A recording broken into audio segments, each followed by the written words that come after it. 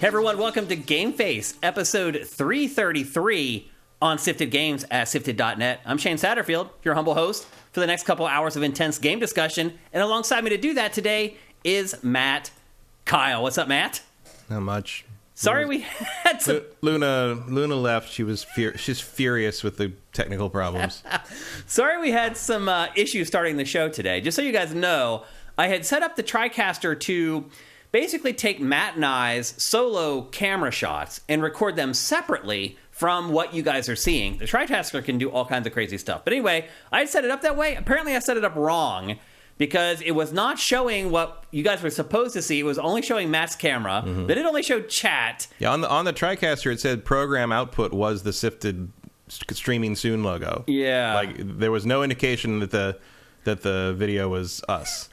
I'm a little nervous, honestly, that our recording may be lost forever for today. I'm really nervous now that some of the other stuff that I mess with may mess with the archive of this show. So there is a slight chance that you guys will be the only people to see this episode of GameFace. I hope that's not the case because we have a great show for you guys today. But unfortunately, I'm trying to get things set up so we can record for shorts, basically. I want Matt's solo camera and my solo camera separately recorded so that I can use that to cut together the shorts and the TikTok stuff that we want to do. So anyway, I probably should have messed with this another day instead of right before we're going to record GameFace, but that's what we did. Hopefully it's all fixed.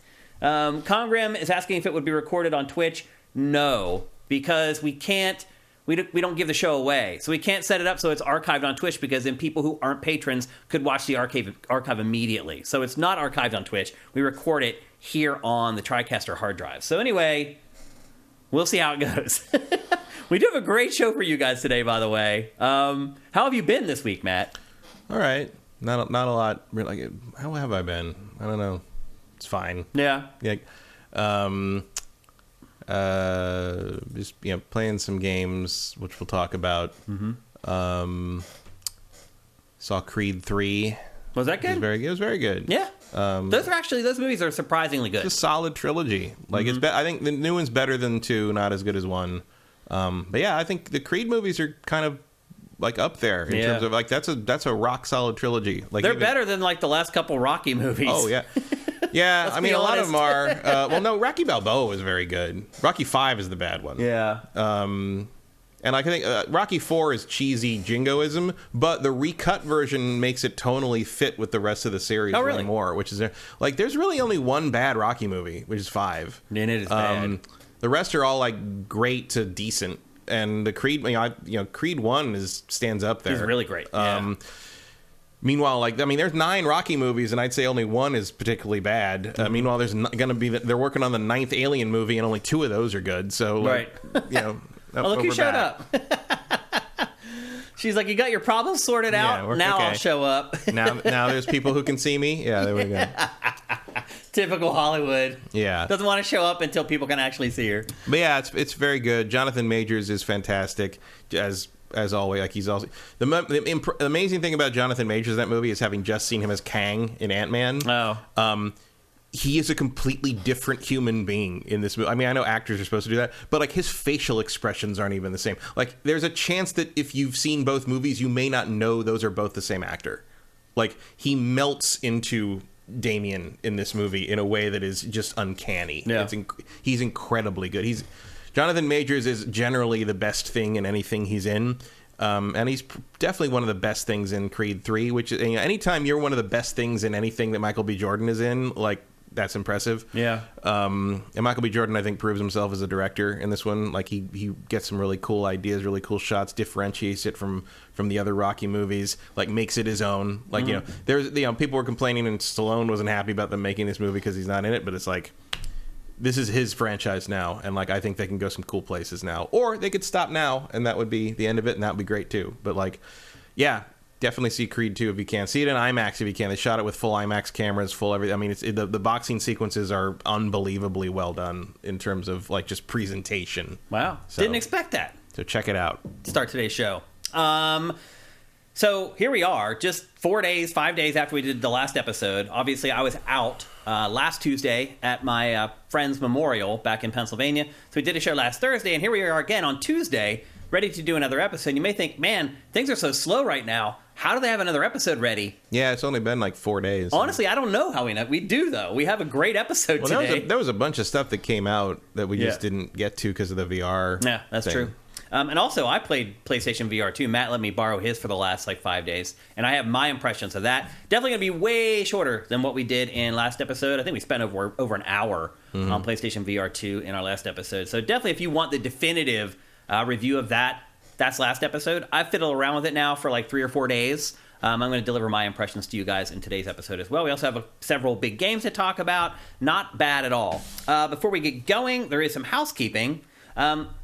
This week, Matt, Phil Spencer felt it was necessary to publicly announce that if the Activision Blizzard deal does not go through, Xbox will still exist. I didn't think anyone was questioning that. Me either. I'm like, who was dumb enough to think that it would go away? Did you see that on social media? No, but that doesn't mean it wasn't there. I mean, I'd like to think I've curated my social media feed well enough that people who are dumb enough to believe that would never show up on it. But, Elon has fucked with the algorithm. So. Yeah. That's bizarre to me that he felt the need to put that out of there. all the things that I don't know why anyone would think that. I mean, it's not like they're merging with they want to merge with Activision for their own survival. Right. I don't get it either. I was like that. Isn't that the whole argument that they're just doing that to be greedy? Right. Well, let's get into that a little bit more because also this week, Microsoft kind of called Sony's bluff a little bit. Mm-hmm. Sony's been trying to keep Microsoft from acquiring Activision Blizzard. Let's be honest, making up lame excuses for why the merger shouldn't go through. Mm-hmm. That ultimately we believe is going to be ignored by the authorities anyway. So Microsoft was like, okay, well, if you really want to go down this rabbit hole, then we're going to need discovery from you. Yeah. Meaning they're going to ask for evidence from PlayStation to claim help. all this stuff. We need to know that that's real. Is that true or not? And so they're like, all right, well, we need all the third-party contracts that you have ever signed. And PlayStation was like, oh, no. Well, you can't ask for that. And the court was like, oh, yes, they can. Let me see that Final Fantasy contract, motherfucker, because you stole that shit from Nintendo. And in the same way. Well, as it turns out, actually, the court kind of sided in the middle. They were like, no, you are going to have to provide your third-party contracts, but you're only got to supply them from 2019 on. Which still, PlayStation doesn't want to share that information. No, especially with all the indie stuff. Yeah. It's like PlayStation didn't think this through. No. Now they got to show everybody what the Call of Duty deals are. All the deals. Yeah. So I'm sure the Call of Duty, because anything that was lead skew, I mean, maybe we'll find out when the Xbox version of Final Fantasy VII Remake's coming. Exactly. I mean, I wouldn't be surprised if this goes away very, very quickly. If PlayStation's like, you know what? Okay.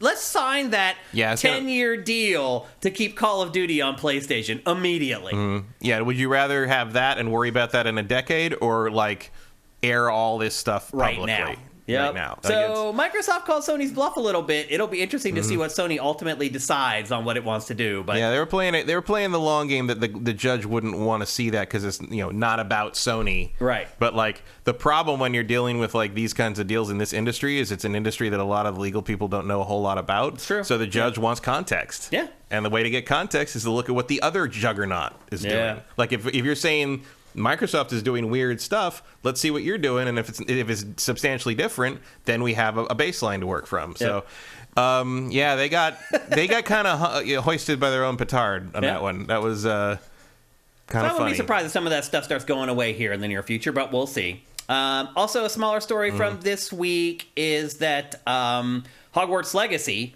the last-gen versions of the game, the PS4 version and the Xbox One version, have been delayed again. Matt, after how well the initial version sold, I don't see them releasing the last-gen versions until they're perfect. Yeah, or until sales have cooled off on the... Because, I bet there's people trying to, buying PS5s for this. Yeah, I'm sure. But they have some wiggle room now where they're like, you know what? We've made a metric. We've already turned a huge profit on this game. This has definitely outperformed what they were expecting. Yeah, let's not mess it up by releasing broken last-gen versions. They're learning the lesson that Cyberpunk 2077 taught the industry, basically. Well, they can also do the thing where it's once it all dies down, you release the current gen, the old gen stuff, and you got a whole new market of people that can't afford the new gen stuff that still want to play this game. I mean, I don't quite know how you fit this game on the previous gen. I don't either, man. I really don't know. Maybe how like a they're gonna Pro do it. or an X. But Yeah. like, can you imagine this running on a vanilla Xbox One? Because I can't. Yeah. I don't know what that looks like. Yeah. At any rate, like, there's definitely a potential for a second wave of sales from previous gen. That's a huge people don't remember like what kind of a huge market that is. I remember back How many when PS4s are out there now? how many Hundreds of tens of millions, yeah. It's like, and there's a whole secondary thing where like people don't remember that, like, it's still there. I worked in at the game store back in the late 90s. Like, our bread and butter customers were people who were a generation behind.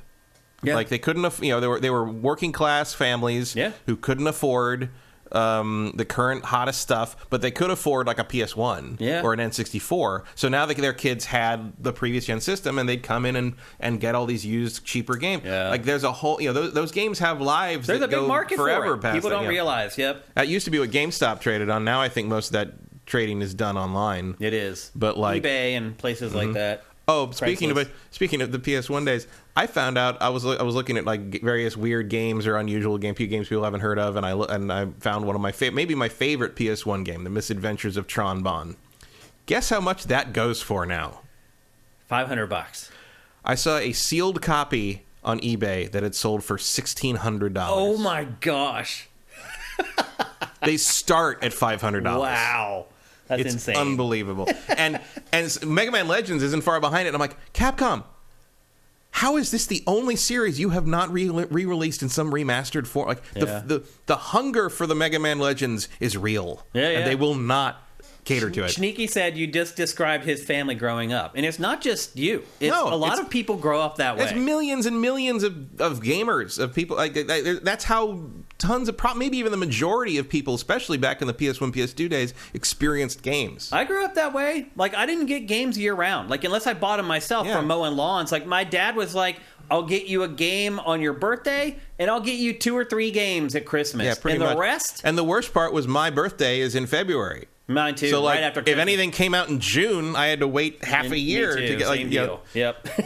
Eventually, I made a couple deals. I'm like, I want to reserve a birthday present for like the summer in case a game comes out that I want. And so that was how I negotiated that. And that's also why I started working a paper route when I was 13. Yeah, me too. Because I started working as young as I needed could. money for the games. Oh, I'm sorry. Just freaked out. Poor thing. That's hilarious. I grew up like that too, Sneaky. Like, I didn't have a ton of games, so what I did was I coordinated with my friends.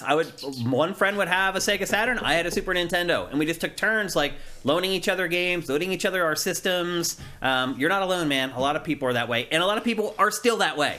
So you're absolutely right. Like, they have to get this game right, Hogwarts Legacy, on these other platforms, and so I wouldn't be surprised if it's delayed again, and it doesn't even come out maybe until, like, the end of the year. Yeah. For holiday season. Or do you even need it anymore? If they're having, like, actual trouble with it, do you even need it anymore? Is it worth the work? Like, it probably is, though. I don't know. The project might already be profitable. Yeah. So, it is, definitely. So, like, they might not care. We'll see. Warner Brothers is making some strange decisions these days. Yeah, So I agree with that. That's for sure. Another story. Remember the game Beyond Good and Evil 2? Remember that game, Matt? yeah, it's one of my most wanted games of all time. I just don't expect to ever get it. So this last month, or 2 months ago, it became the longest game in development of all time. It finally passed. If you count that original teaser from whatever, 2008 or whatever, I don't believe this game was in development then. I think it was off and on. I think they were like messing around with it, trying to figure it out. I mean, I think Ansel wanted to do it, but I don't think, and I don't think this for a very good reason, that it wasn't in development until like 2011, 2012. Probably. It's technically, though, from when it was announced, still not coming out. Well, that's the other thing. They didn't announce that. They just ran that as that was a next gen teaser thing. True. It was like the Final Fantasy VII PS3 thing. Yeah. It was, this isn't a game. It's not something we're doing. We're just showing you this because we know what it was and we made it to show you what the system can do. Yeah. That's basically what that was. It didn't even say Beyond Good and Evil 2 on it, I don't think. Yeah, it was just a video of Paige inhaling a fly. Yeah. That's it. That's all it was. So either way, this game is the Duke Nukem Forever. Technically, of it has surpassed Duke Nukem Forever now. The last time we got a look at this game, I believe, was 2017, Matt. I think this trailer we're seeing right now was released in 2017, and then we saw they did developer docs for a little while, and we have like some in-progress footage of the game that is very rough. And that's pretty much it. Yeah, and some that stuff that leaked long ago with Jade running around on rooftops. Right. And now it's looking like its chances of coming out are slim to none. Because I don't know. Whatever comes out is probably not going to be recognized. Like, somebody in there either really wants or needs this thing to exist, because I don't understand why it's still in. Like, how is this thing not canceled? Like, well, it just lost its director. It chews through directors like I go through candy. Like, it's like this. Like, is there like some tax thing involved here? Did they get a loan from the Canadian government that they'd have to pay back if they canceled the game? Like, what's happening? Yeah.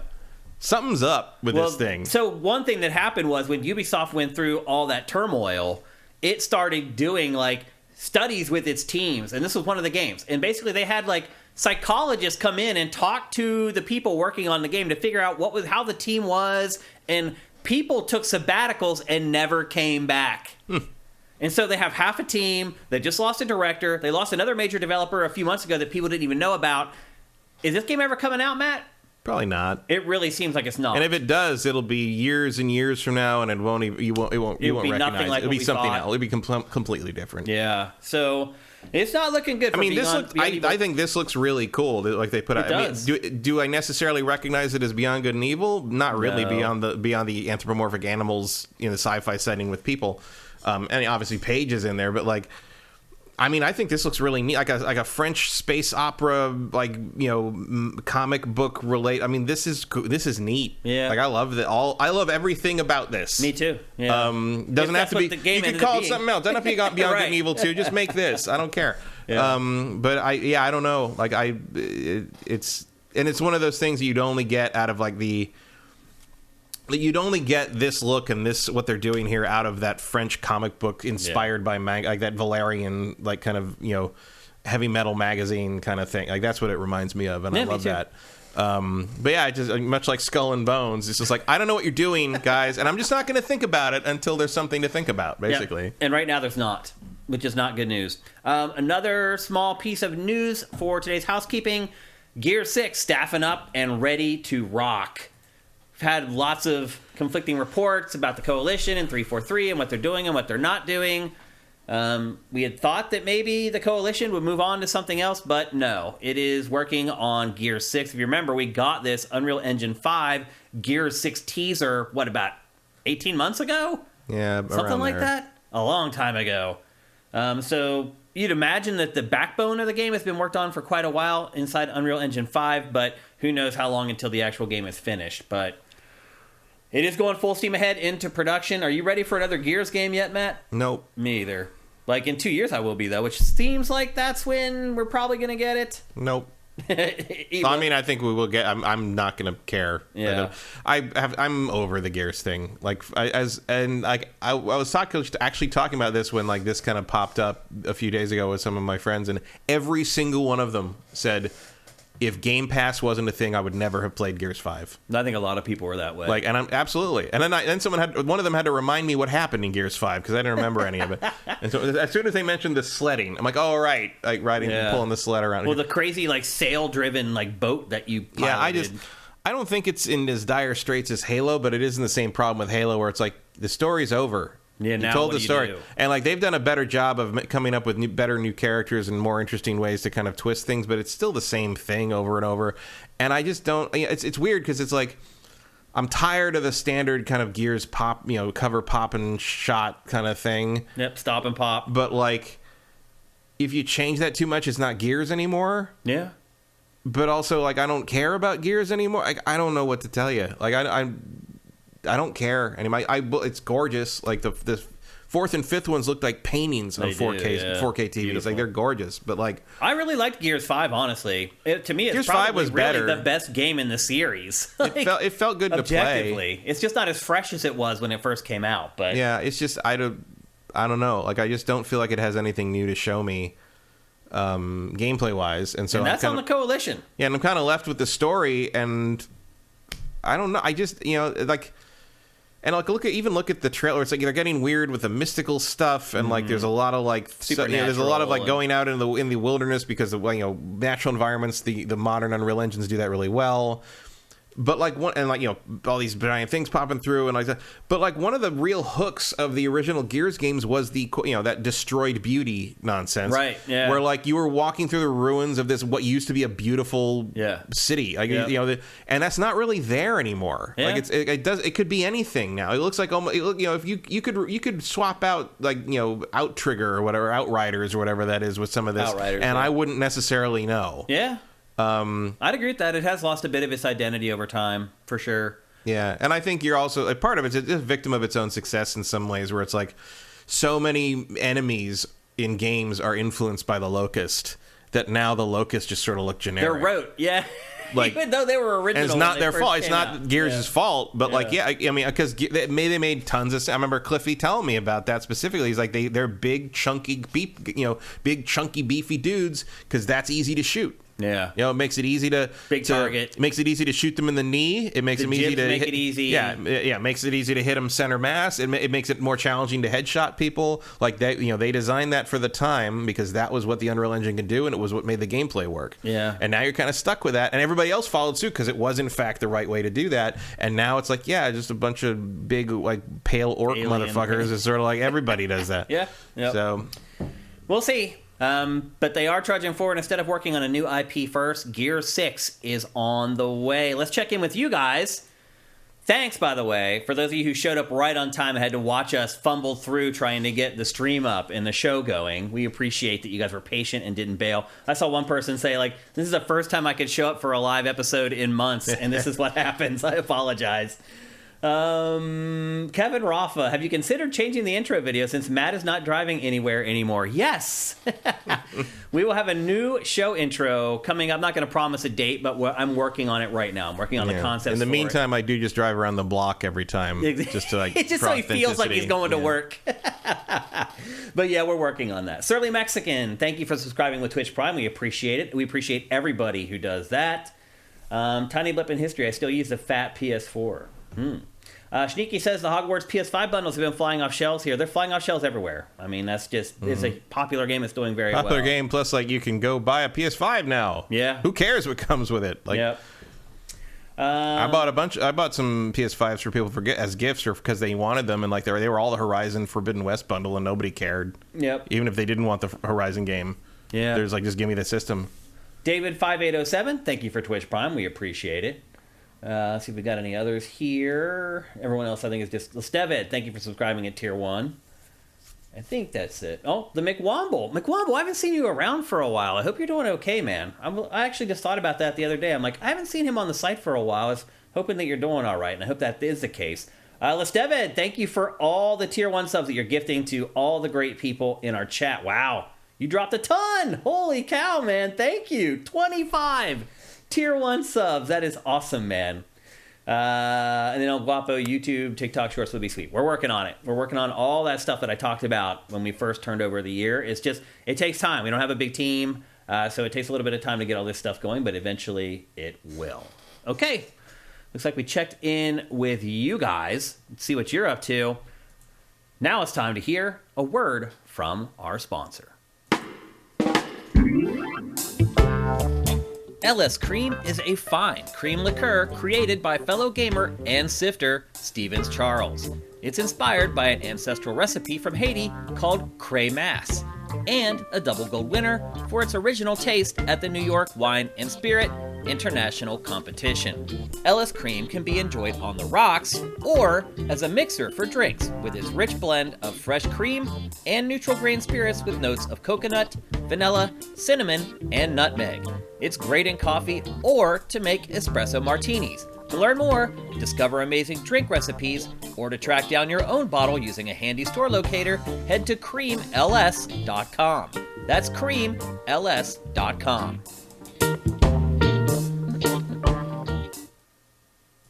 Go out and buy some LS Cream right now. Go to creamls.com for a store locator. Go and get it. Support your fellow sifters. Support your fellow gamers. And with that, I really want the drink on the left in the picture with a 3 Yeah, in there. I Yeah. think they all look delicious. They all look man. good, but the one on the left is the one I'd Yeah, they all look really tasty. There are people out there that get very creative, especially in LA. You can go to bars where the drinks that they come up with are yeah. insane. And then granted, I mean, those look like they're something. like $20. Those look like something you get at Disneyland. Almost. Yeah. Like it's like you get like, oh, there's just a slice of cake on top of this. Like It looks delicious.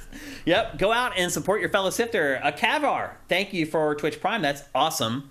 And I think at this point we're ready to get on with the show proper. We're going to kick things off with a game I said I wasn't going to cover and I wasn't going to play because I had started playing it last week and it really turned me off. I stuck to my guns on this one. I did not. I changed my mind and I went back and I played it. And that is Wolong Fallen Dynasty. I am a sucker for Team Ninja. For whatever reason, They're not the same people anymore. they really aren't. Yeah. But I still, for whatever They're reason, out making Wanted Dead now. yeah, they are. And I'll say this: Wolong is way better than Wanted Dead. Well, yeah. Like way better. I mean, I didn't like the other demo of Wolong. Even I'd go with that. Sure. Yep. Well, I said last time that Wolong's not even bad. I don't even think it's bad. I just thought it was too much like Neo, and I didn't particularly care for Neo either. So I mean, it is like Neo. Let's be honest. Like, yeah, it's basically just a reskinned Neo. I think it's more accessible than Neo, but it is very much in the same vein. Yes. I'll say this. So when I mentioned it in last week's episode, I was like, oh, I was playing it and everything was going fine. Then I got to this tiger, and the tiger killed me 20 times, and I quit.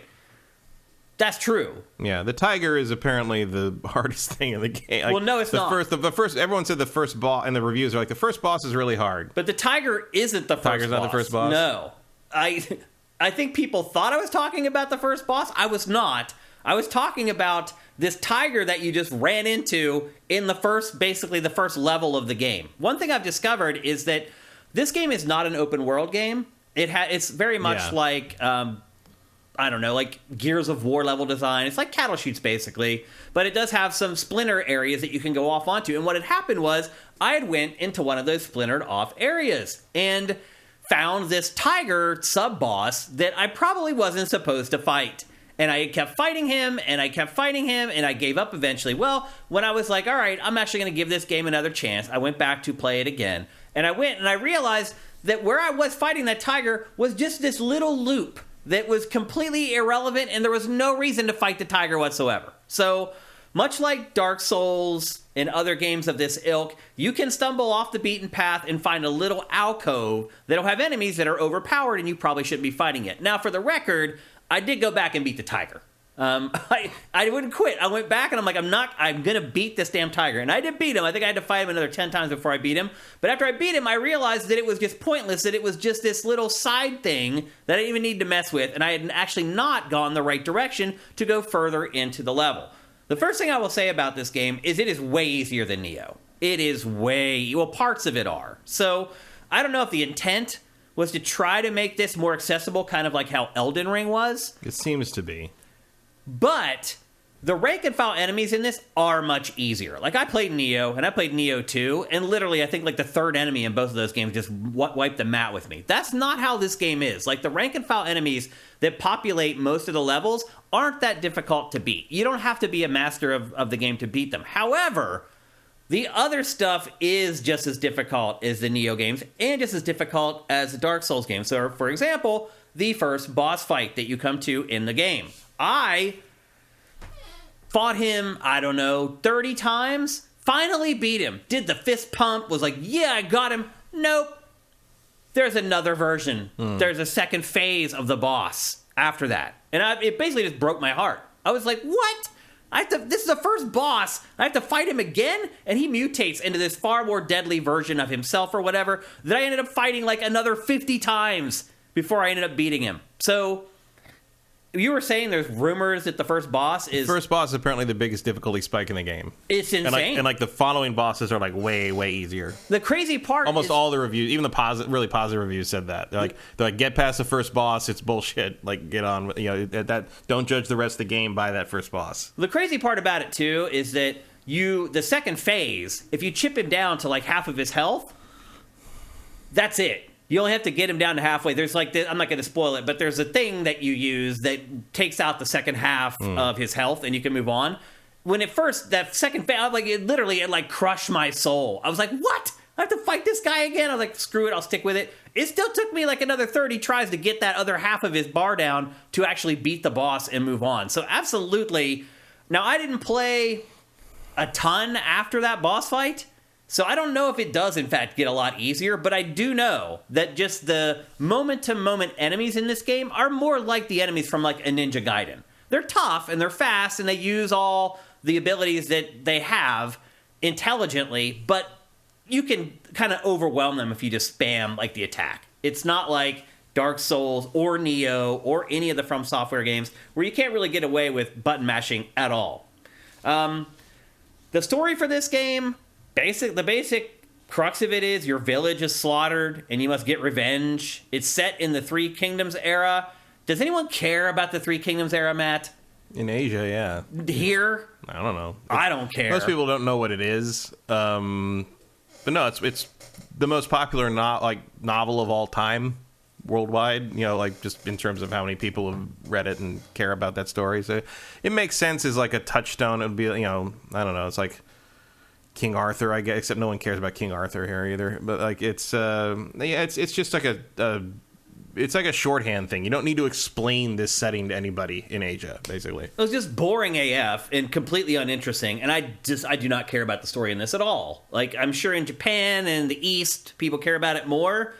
To me, this is a terrible set. When you look at the sales of the Eastern markets versus the Western market for console games, designing games for the Eastern market is dumb. It just is. Like, you should be making, if you care about making a profit and selling as many copies of your games as possible, you should probably be making games that appeal to the West. This, to me, does not appeal to me at all. I found no hook in the story. Like the Total War game based on Three Kingdoms did well.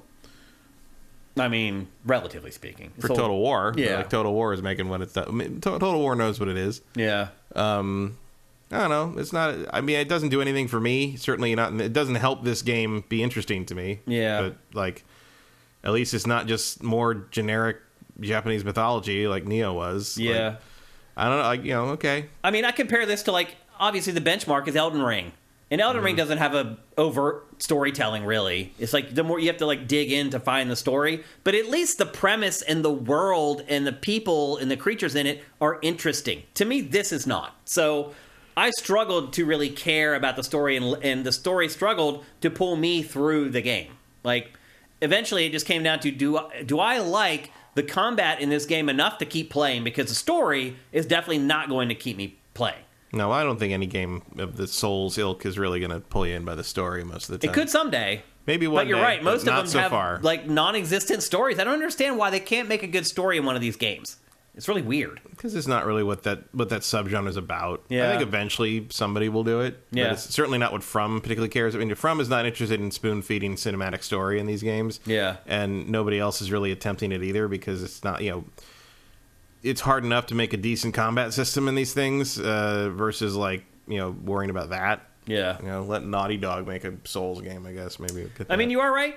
Generally, the people who play these games are more concerned about the combat, which is why I'm going to focus most of my discussion on this game about the combat. And what's most important about the combat is basically dodging and parrying. And when you do that, it lowers the morale of the enemy. And so enemies have, and you as well, you have your health bar, but then you also have the morale bar below it. And the objective is to lower their morale by dodging. As you do that, their meter goes down, and then you can deliver one of those devastating strikes like you just saw a minute ago, where I jump on them and there's a big flurry of sparks and everything. That's how the combat works. You want to lower their morale, and once you do that, then you're allowed to deliver those devastating strikes. And this works for bosses as well, Matt. So the first boss in the game, I actually did the calculations because I fought him so many damn times that basically when you fight that first boss in his first phase, all you want to do is just keep dodging. Because every time you do that, it takes a huge chunk out of his morale. Once his morale hits 0, you just basically automatically do one of those huge devastating attacks. It literally takes off probably 40% of his health. So it's really not about like chipping him like you would think in a lot of these games. It's really about just you keep dodging until his meter goes down and you deliver a devastating strike. I added it up, Matt. You had to beat his first phase, you had to do like 70 perfect dodges, but if you get hit twice, you die. Now, there are potions in this game, like a lot of games in this subgenre, But the enemies in this are way faster. So one thing I found with Elden Ring is the enemies, they're tough, and they'll hit you with a couple hits, they kill you, but they give you a little bit of time to use the potions. Now, there are some that are a little more aggressive, and it's a little harder maybe to find that little window of time to use the potions. But generally, even the bosses in Elden Ring, you can find a little window to run away and use the potions. In this, it's very difficult. Like a boss fight in particular, the first boss fight, he is on you. Like, you don't have... He can also do attacks from, like, 40 feet away. He can jump up into the air and do a 40-foot attack. So even if you think you've created enough space to use a potion, you don't. So I started adding it up, and I was like, okay, I need to do, like, 70 perfect dodges. He can hit me twice and kill me, and then I have to get lucky to find a little window of time to actually use the potion. And then you factor in the X factors of, oh, I got caught on a tree stump. Oh, I got caught on this rock. Oh, he did this weird thing because he got caught on the rock and caught me off guard and messed up his time. You start adding that up, and it's like, when you fight the bosses in this, it's like, you could either do it in one try, or it could take you 70 tries. There's just so many variables and luck that come into it that, to me, I felt like skill was not one of the biggest determinants in this game, whether you're able to topple some of the tougher enemies in the game. Now, again, rank and file guys in this, shockingly easy. I have not played a Souls-like where the enemies that are populating the levels are that easy to defeat. I've never played one where they're that easy. So it lulls you into this sense of false security. And I would argue as well, it doesn't do a great job of teaching you how the real fights are going to play out. It doesn't necessarily prepare you for, oh crap, I'm going to need to find like a 5-second window to take this potion, but I can't because the enemies in this game are constantly attacking me and on me. This is a tiger, by the way, that I had to fight like 20 times before I finally beat him.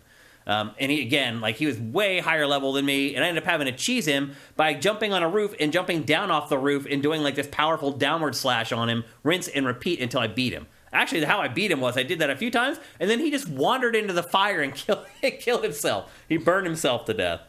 So that's how the combat plays out in this. It really is just all about having that perfect timing with your parries and your dodge to catch the enemy off guard, and then learning with each enemy how many times you can strike before they're going to strike you back. Again, very much like a Souls game. However, the windows that you have in this to use the health in the game are much smaller. What I would really like in these games, Matt, is the ability to just set up to take health automatically. Would that destroy the mythos of these games? The what? Have the ability, if you have health, to just use the health automatically without having to like trying to find like a 5-second window. I think would that bother you? There are a couple games that do that. But I think in general that the mechanic of that is, well, the mechanic of that is integral to how the From games work. I don't see a reason you couldn't do it with another system.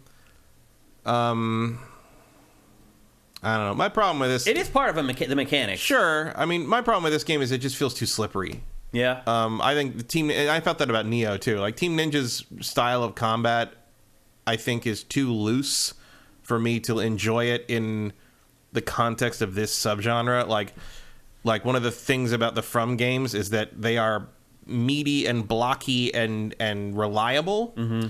And the Team Ninja's take on the Souls-like thing is too slippery and chaotic for me. It's just too much. It's I don't care. And I'm sure you can get good at it, and you practice. What was it? Nox Eternitatis is saying you can stun lock, kill the first phase of the boss in 20 seconds, and it takes 3 deflections to kill the second phase. I don't have any interest in getting good enough to do that. I don't know what did he just say? Deflection. You're supposed to use deflections on it, right? Well, that's what the dodging and the parrying is the deflection. Mm-hmm. That's what it is. When you hit circle at the exact right time, and right. But if your morale is high enough, you can do a bunch of stuff to it. It's like if you practice enough to know every single one of his moves and can use those mechanics against him properly, you can beat him very easily. But you're not going to know that the first time you get to him. I mean, I fought him 30 or 40 times, and the game doesn't teach you to do that. Right, but you're going to learn that eventually. That's one of the things. Or you're going to go on the internet and you're going to Google how do I beat this boss in 5 seconds. But that's also why people are like, oh, reviewers don't know how to do. Yeah, because reviewers don't have Google. Yeah, dude. We don't have like 50... Millions of people haven't already played the game and figured out the absolute best way to do it. Right. Before the game has come out. These people have no idea what it's like to play a game by yourself with nobody, no Google, no guides. Yeah, and sometimes it can. I mean, that's when. So the Souls games click for me playing Dark Souls 2 to review it. 3 weeks before it came out. Like, I had no help on that game, and the online didn't even work, so I couldn't summon help for anything. So I had to get through that game all on my own, and I finally got my head around it.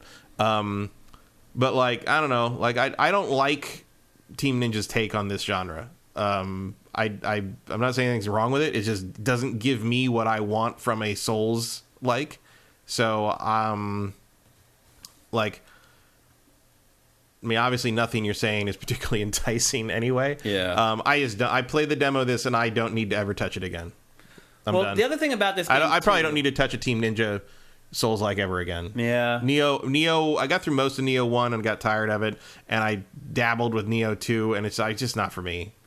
The other thing about this game, too, is if you do die, your morale goes down. The enemy's morale goes up, meaning that when you go back, it's even harder to defeat the enemy then. Which it's like this self-defeating side. Like, why would you ever program that into a game? Because it's to make it hard. Like, that's what the appeal of this game is to a lot of people. Like, or not the game, but the genre in general. Like, that does sound very Team Ninja to me. Like, Team Ninja, that is the Team Ninja tradition of like, oh, you had trouble with that? Fuck you. We're going to make it harder this time. Yeah. And now you really have no chance of actually defeating the enemy. It's a weird kind of self-defeating design.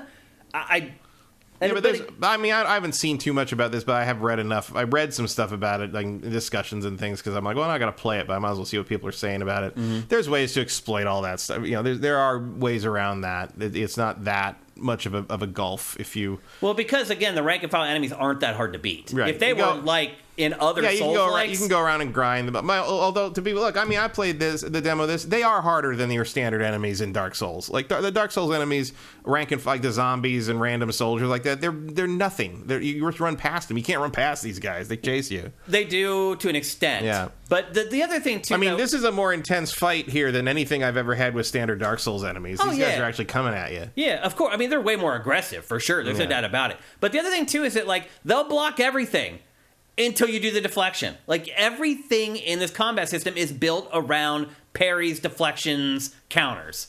Because they'll just block everything. You have to a lot of times it's almost absurd. Once you learn how to play this game, you end up just standing there a lot of times waiting for them to jump in and attack, because you realize that spamming your attack is going to do nothing. So you just sit there, you wait for them to attack so you can counter the attack, which is a weird... I don't know, it's a weird way to look at playing a game and a weird way to design a game where it's all about countering and memorizing enemy attacks, and obviously each enemy will have like their special attacks their critical attacks are the red ones. If you can parry those, then you can really deal the damage to them. That's pretty much what Sekiro was. Yeah. Except I think Sekiro was a lot more elegant in the way it did that. Yeah. It was more about give and take and you know, the back and forth of combat, as opposed to like, you know, this is...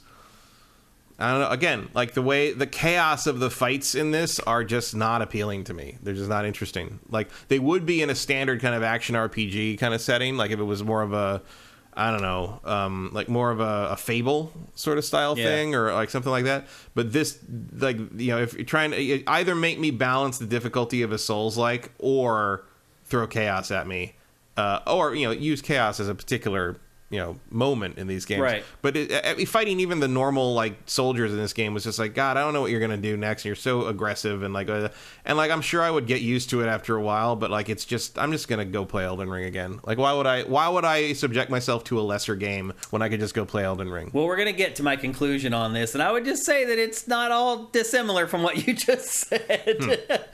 I saw someone asked in chat, OTAPs, what are the checkpoints like? So you saw just a second ago in the B-roll, there's these flags that you plant. And those are basically the bonfires from the Souls game. When you plant the flag there, it does create a checkpoint, but it also respawns all the enemies. So if you've already fought through a section and you're like, I may need to go back, because there are some branching paths that maybe you want to go back and look through. Once you plant that flag, though, all the enemies respawn. So if you're just planning on trudging forward, it's fine. Plant the flag.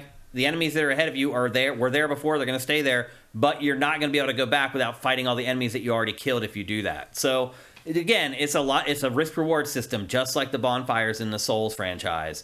And to answer your question about like what the checkpoints are like for the bosses, like for the first boss, there's literally a checkpoint right before the boss. There's a place to plant a flag there, and if you die at the boss, you literally run 20 feet and you start the boss fight over again. So they are cognizant of how annoying it can be to have to fight through sections of these games over and over again. Now, I would argue that some of the other ones aren't quite as forgiving. Like earlier on in the very early parts of the game, there was definitely times where when I was first learning the combat, I planted the flag, created the checkpoint, and then I ended up going back to that checkpoint like 20 or 30 times because I kept dying trying to fight the tiger. And it kept throwing me back all the way back to this prior checkpoint. I had to fight through a couple enemies to get back to the tiger again.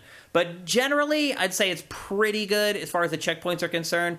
And so I can understand how, from Team Ninja's perspective, they're like, yeah, we're making this the more gentle Souls from their perspective. But if you still have choke points with the bosses, does it really matter all that much? Because the other thing I would say, going back to Elden Ring, is the open world stuff. This is what was different for me with Elden Ring, was I didn't need to defeat the bosses to enjoy the game and make progress. Like, I could just go out into the open world and just mess around and fight dozens of different enemy types, go to all these different places, all these different locations. That's not the way this game is. Now, you can fast travel from the flag planting points if you want. So you can go back and fast travel to any of the various points that you've already unlocked.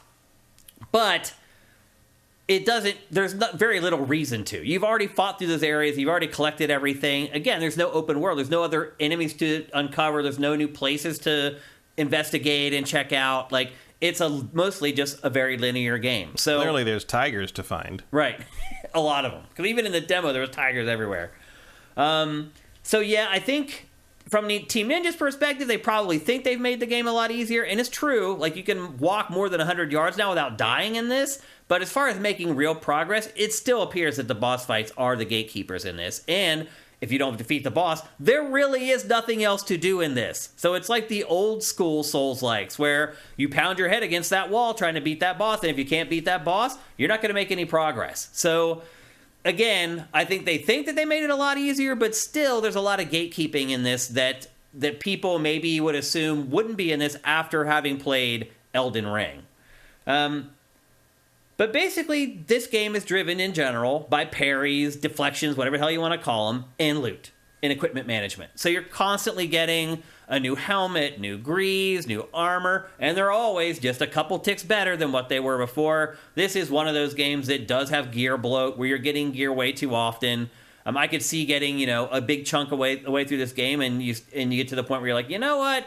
I'm just going to use this armor for the next hour or two, and then I'll look at changing it up, because again, or maybe I'll stick with this armor until I get to the next boss fight, and then I'll go and see what I've got new, because it does start to get a little bit annoying after a while. The graphics in general, you're watching the B-roll, nothing to write home about. It's not a bad looking game. It definitely looks better than Wanted Dead. But This game is also available for PS4 and Xbox One, so it's one of those games that has 1 foot in one generation, 1 foot in the other, and you can see it. It definitely makes a difference.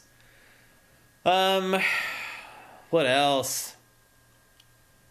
Traversal is crap, in my opinion. There's a double jump, but the second jump happens on purpose, so you jump once, and then you hold in a direction, and if the character actually touches a piece of geometry, then he'll do a second jump automatically, like a double jump up on top of stuff. It's awkward. There's lots of times where you think you're going to jump onto an object, and instead of jumping up onto the object, he does his weird second jump, off of the object. So the traversal on this is not great. The good news is the game's not that reliant on it. There's not a lot of platforming. I've had issues with the lock-on not working in this. So when I was fighting the tiger, I'd do the downward slash off the roof, and I'd be locked onto him to do that. First of all, when I do the downward slash, when I would land, somehow the camera would flip around backwards and reorient the way I was going, which is maddening. Particularly if 2 slashes you die. So a lot of times I found myself trying to click the stick to unselect the tiger and run away. It wouldn't unselect, so I'd end up strafing around the tiger. The tiger would jump in and kill me. There's just all these little issues that, to me, you may be able to overlook in a game where each skirmish isn't life or death. But in a game like this, where every enemy can kill you with a couple swipes, it has to be perfect. To me, it does. Or I'm going to get real pissed off eventually about it. And this game just has little quirks about it that started to drive me crazy within the context, again, of having to be pretty much perfect while you're playing through a lot of the skirmishes. The the game, I guess, in general, just feels dated, Matt. It feels like a Souls-like from, like, 2010 or 2012, instead of one from 2023. It has a lot of the same tropes, those old ones. Well, I mean, you're not going to see anybody adjust to the Elden Ring lessons for another 2 years or so. I was surprised to see that. I thought it might happen a little more quickly, but... Well, you got to play the game and then start development on your new game that takes influence from Elden Ring, and that's going to take a couple of years. Yep.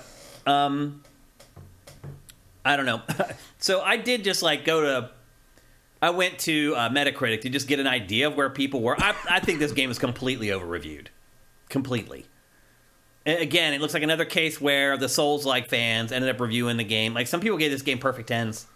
Yeah, that's pretty... I mean, well, last I looked, it was somewhere in the 7s. No, it's an 8. It's an 8.1. Is it? Yep. They must have gone up since I looked at it. To me, that's way too high.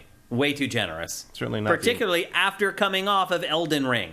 Not the impression I got. Like, if that's your 10, this is not an 8. If that's your 10, this is a 6 or a 7.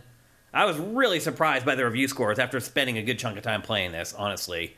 But again, that's what happens when you have fans of a genre reviewing every game in that genre. They're going to... 81. User score is 7.4. That's way more accurate. And how rare is that?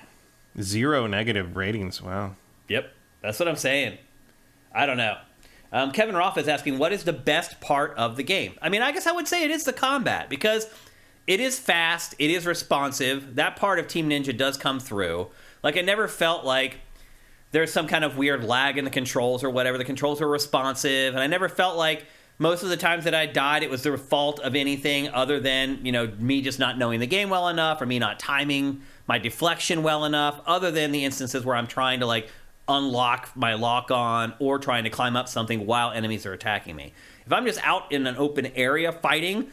if I die, I generally felt like it was my fault. So if this is the vision of what Team Ninja had for the combat in this, I think they do a decent job of figuring it out and making it work. But still, some issues for a game where every swipe is basically life or death. Some of these are weird. I didn't even... some of the blurbs alone, where I would just laughed at them. Wolong Fallen Dynasty is a love letter to action RPG fans? Matt, I couldn't. I started reading... unless all action RPGs are Souls games now. I don't know what you're talking about. I just started reading the blurbs, and I was like, these people are living in some other planet that I don't even live on. So I just like... that explains why they gave it a perfect 10, because they look at things completely different from how I do. Mellow Pintor, what? Souls fans being biased towards their preferred game style? No. Yeah. Yep. Again, if I was a reviews editor, I would not be putting these fans on these games all the time. Meanwhile, the user reviews are all 10s and 1s. And that ultimately amounted to a 7.4. Oh, here's a 0. Absoluta basura. Yeah. So anyway, I guess if someone was a big Souls fan, they're asking me like, should they? No, I would say go play Elden Ring again. Or play it on Game Pass, I guess. Because Elden Ring, everything about it is better. The plot, the world, the setup, the writing, the graphics, the level design, the enemy design. That's the other thing. Like, none of the enemies in this are interesting. They're either like a different colored tiger or the same dudes wearing the same outfits with a different like hat. Like, yeah, the Japanese dude saying it's probably about the PC version. No, I'm looking at the PS5 section. Yeah, that was the PC version is its own thing. Again, another weird performance issue. PC port. Oh, really? Yeah, that's been a separate problem. Oh, okay. I played this on PlayStation. That happens a lot. Like, it's to the point that like it's kind of weirdly common wisdom now to like don't get the PC version of major stuff. It right seems now, that way. Like, there's always going to be some weird issue. Yeah. Either wait, get it later, or like some people are like get the console version. It's almost as good, and then if you really like the game, replay it later when it's cheap on PC. Yeah.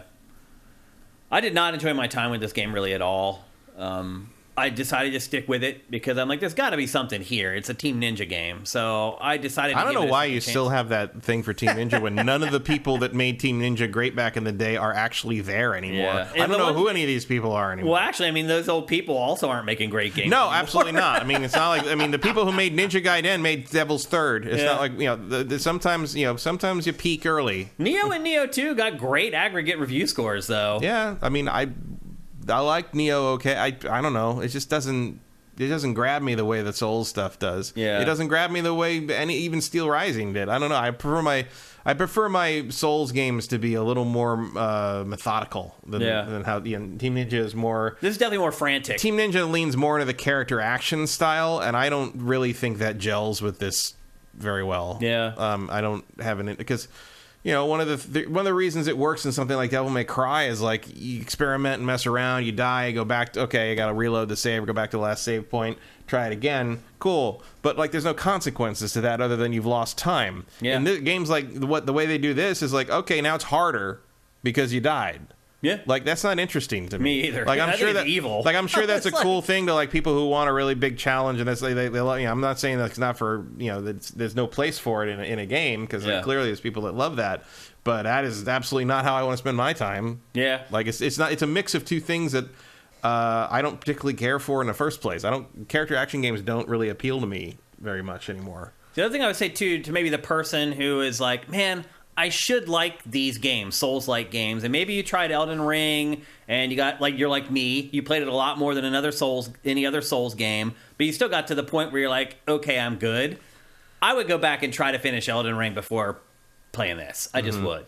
Well, I would say go play Steel Rising if you want my first Souls game. Yeah, Steel Rising basically has an easy mode. It does. Yeah, this does not. By the way, I saw someone else in chat asking if there was an easy mode. There's not. I would be surprised. I mean, there's no easy setting for this game, unfortunately. Maybe someday we'll get those. We are a long way away from Ninja Dog at this point. Yeah.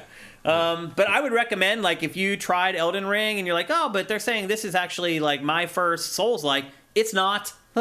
Go back and just keep playing Elden Ring. It's far more interesting. Yeah, I would say maybe if you're not very well versed in Souls stuff, but you are really good at Devil May Cry and Bayonetta, maybe this would click for you better. Yeah.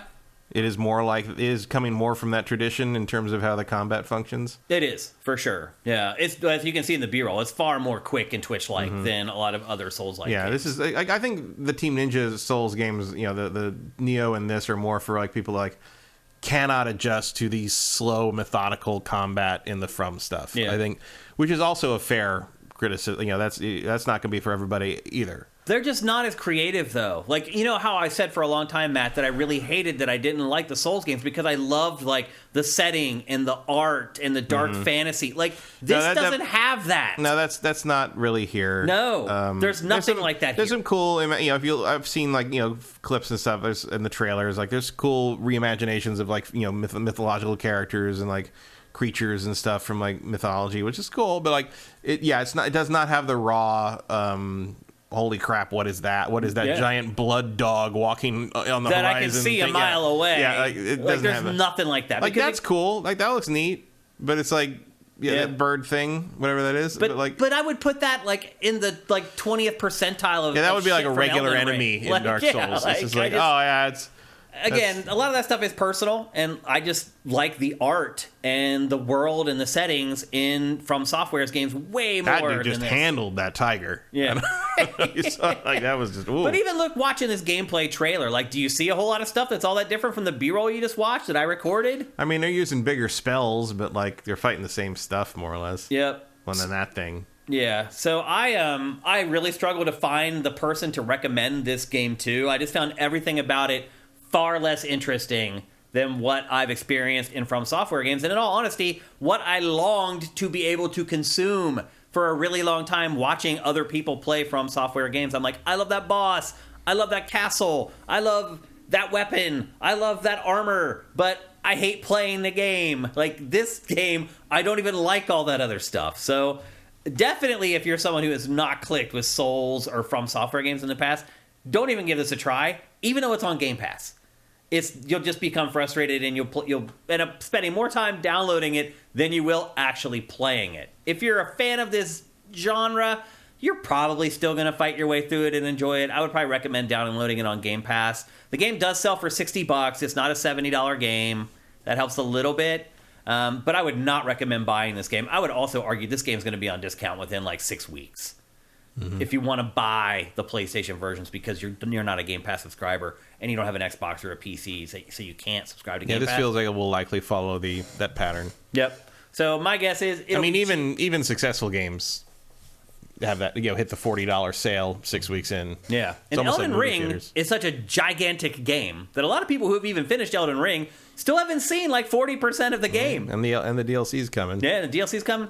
I would just steer clear of this. And in all honesty, I hope people do steer clear because I want to send a message to Team Ninja, man. Make better games. Make other games. This isn't... I loved you, and now I don't care about your games anymore. Like... I don't know. Did Neo ever really sell? I think it sold like 1 or 2 million, maybe. Sold well enough to get a second one. Like I'm just saying, like if they did a new, you keep talking about Ninja Gaiden. If they do another Ninja Gaiden, it's going to be like this. You think so? They'll make it like a Souls-like. Well, they'll make it like this kind of thing. They'll make it like a Sekiro okay with style like thing. The rank and file enemies, and then a little bit of like. So, for example, Matt, when I got to that first boss, and I fought him like 20 or 30 times and beat him, I was like, that's perfect. I'm like, this is actually, I thought for a moment, I'm like, this actually reminds me of Ninja Gaiden. And then the cutscene starts for his second form. And I was like, oh, okay. I literally flipped off the TV screen. I was like, here we go. Wasn't good enough for me to just beat this really hard boss using my Twitch. Now, here's his second. And I was just like, screw you, man. Like, what is this? Like, I don't get it. I mean, he's trying to teach you something, but like, in Neo, at least, I found that it was rather obtuse when it was trying to teach me how to do something new. Yeah. Like, for example, like the trick to beating the second form, I didn't even notice, like, what I was supposed to be doing the first, like, 10 times I fought him. And I was like, okay, I'm going to pay closer attention. There's, like, a little tool tip that pops up that I hadn't noticed before, like, and that taught me basically how to beat him. And I was like, duh. But, again, it's a lot different when you play it by yourself and you're not, like, Googling everything, which I never do. I always try to figure it out on my own unless I get to the point where I'm stuck on something for, like, an hour. And then I'm like, okay, this isn't a good use of my time, beating my head against the wall, and then maybe I'll Google it. But in this case, like, I tried to figure it out on my own, and the tooltips weren't great. Like, I don't know. I don't know what Team Ninja's doing, Matt. But to me, if they were to make a Ninja Gaiden game like this, it would still be better. At least the world and the settings and the characters would be more interesting than this. Like, there's just nothing, for me personally, there's no allure for this game. I don't know, like, just... I haven't liked their last, like, 7 or 8 games, really, very much. It has so, like, up, you're right. I don't want them to make a Ninja Gaiden. Yeah. Like, I have no faith in it. Yeah, I can understand that. And then the people that left that used to make Ninja Gaiden make stuff like Wanted Dead and Devil's Third. So, what do you... I mean, I guess the Dead or Alive was okay. Yeah. But people forget that game even came out. Yeah, they do. El Guapo 3385. I'm going to assume that the anticipation for Rise of the Ronin will be low. LOL. Yeah, it will. Yeah. I don't care about these settings, honestly. I mean, a Japanese like samurai setting is more interesting to me. Yeah, a little bit. This is a period of history I know more about. But I already played an excellent, like, 40-hour game set in that world. Like, I don't need another one. I just don't. Like, at least not for a while. And when I do play another one, it'll be the sequel to that excellent game. Like, it's just... I don't know. I feel like certain settings you only need so much from. And we already got a great game, a great samurai game, that I really struggle to see other developers topping.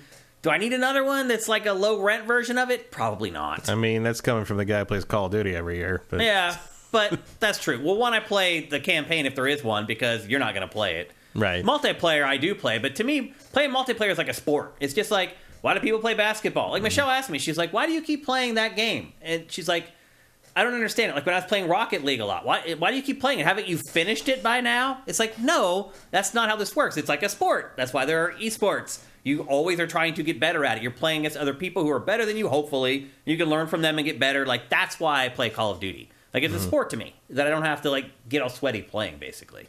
But anyway, I'm disappointed in Wo Long. I'm not surprised by it. I mean, outwardly, I think it ended up being exactly what most people thought it was going to be. But, you know, I always have hope that maybe something will surprise me. And in this case, it did not. Any other questions you guys have in here? People are comparing it to Stranger of Paradise. Yeah, I can see that. I mean, it seems less obnoxious than Stranger of Paradise. It is. It's definitely a classier game. Like, I didn't feel like I was being offended when I was playing it a lot of the time. Yep, doesn't look like you guys have any questions about it. I mean, it's pretty self-explanatory. It is. Swanland says a lot of first bosses are really hard in Souls games. And even if you do have questions, there's a demo. Right, yeah. Or here's the whole damn game on Game Pass. Yeah. But the Team Ninja should, I don't know, take a class on something. Kevin Rafa, what should Team Ninja do next? They should try to make games for the West. That's pretty much my only advice to them. Stop making games that are so niche. That'd be my suggestion. But who knows? They're obviously not going to listen to me. So I think they should make a good game. Yeah. There you go. That'd be a good change. That would be a good change of pace. So anyway, there you go. Also, fix Ninja Gaiden 2 Sigma in that collection so it has all the blood back. Oh, I've never played the Sigma version of Ninja Gaiden 2. It's worse. Really? The best version of Ninja Gaiden 2 is the standard Xbox 360 version because it has all the enemies, it has all the dismemberment, it has all the stuff going on. Yeah. You play it on the modern Xbox and it actually runs pretty well. Yeah. Because remember, it would slow down to. Oh, that's right. Which is so weird because the first one ran like lightning. Right, but there's just too much going on. Yeah. That game, Ninja Gaiden 2, is what killed my launch 360. Really? It red ring during the stairway fight. Oh. that was it. Too much heat. Little much. Too much heat. A little much for it. Yeah, so there you go. Yeah, the Sigma version is based on the PS3 version, which removed a lot of the dismemberment and the blood and removed enemies because it couldn't handle stuff as well. It didn't do as well. So, like, the Sigma version, by definition, is a update of the worse version and does not fix any of that. So, and then that's the version that got released in the remaster collection. So it's garbage. That sucks. Also, I would say Ninja Gaiden Black is better than Sigma in terms of the first one. So Sigma of the first game was what I did the documentary for. Mm-hmm. So it was the collector's edition of Ninja Gaiden Sigma that my documentary ended up. The third version of the first game. Yeah. So, and it added like a playable character and like 5 new weapons. Yeah, it added, what was it, Rachel? You could play as Rachel in that, and like there was new costumes, and some of the costumes were really cool. But some of the weapons were cool too. But overall, I would say Black was the better version, just in terms of how the game felt. And the Vanilla 2 on 360 is the best version of 2, and there is no good version of 3. Nope. I mean, the one that they reworked. The reworked one is better, but it ain't good. Yeah, it's still not good. Yep. So maybe just let Ryu Hayabusa rest. I would love to play another good Ninja Gaiden. I don't know if I'll ever see it before I die. I'll keep hoping. I don't know who would make that. I don't either. I don't either. From Software, maybe. Maybe they would be. It wouldn't be fast enough. They don't do that. I mean, I guess the Sekiro guys. Sekiro's a little bit like that. The Sekiro, I think they could do that team or whoever that permutation of From is could definitely do that. By the way, that is the closest analog to Wolong, I would argue. Sekiro. Mm-hmm. Oh, it's definitely inspired by Sekiro in a lot of ways, for sure. Yeah. So if you like Sekiro, it's at least as inspired by Sekiro as it is by Nioh. Yeah. Just the not poise, but like the deflection stuff and the stamina stuff and all the fortitude and all that. You can definitely see all that in play from Sekiro. I just think Sekiro implements it way better and way more reliably, and I think Sekiro's combat is more. I think it's more interesting. I agree. Like the back and forth in it, and the fight. It feels like a much bigger clash of wills, and then you finally get that opening, and the red dot pops up, and you do the stab. It's satisfying. It's just way more satisfying than anything Team Ninja's done since, frankly, Ninja Gaiden 2. For the record, before Elden Ring, Sekiro was the From Software game that I played the most of. That I made the most headway through before I gave up. So yeah. The zombie Ninja Gaiden. I forgot about that one. Which was that Yaiba? Yaiba. Yeah. Oh. What were you thinking? That's when it jumped the shark. That was that wasn't even a thing. That was jumped the shark. Had to be some kind of licensing branding fuckery. I don't know what happened there. I remember playing that at E3 and being like, "What the hell is this?" I was like. That was like the last thing I played, I think, at that year at E3. Like, as the show floor was closing, I'm like, I gotta play the new Ninja Gaiden before I leave. And I'm like, what? Like I went to the bar afterwards being like, I need a drink after that. I don't know what the hell I just played, but it wasn't no Ninja Gaiden. Yeah. So anyway, there you go. That's Wolong Fallen Dynasty. You can get it free on Game Pass right now on PC or Xbox. $60 on PlayStation platforms. And I don't recommend that at all. Next up, Matt was very gracious. He allowed me to borrow his PlayStation VR2 for the last handful of days when I left on Thursday. As long as he promised not to throw up on it. Yeah, and I didn't. Although I got close. And I know that's what everybody's wondering is, did Shane get sick playing PlayStation VR2? Yes, I did. I thought I was not going to get sick, and I'll go through kind of each game that I played here in a minute and kind of give a quick synopsis of each one and how I how it felt and everything like that. But everybody wants to know, and because there's lots of people like me who just, if they play VR, they get motion sickness. And I did get it. Now, I will say this.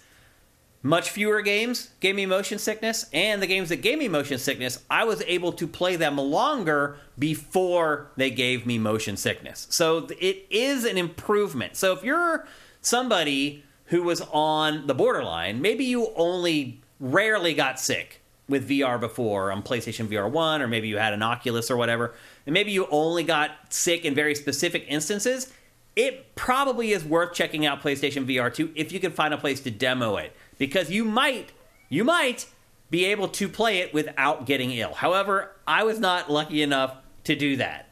Matt, the first thing I will say about PlayStation VR 2 is that it is slick AF. This hardware is amazing.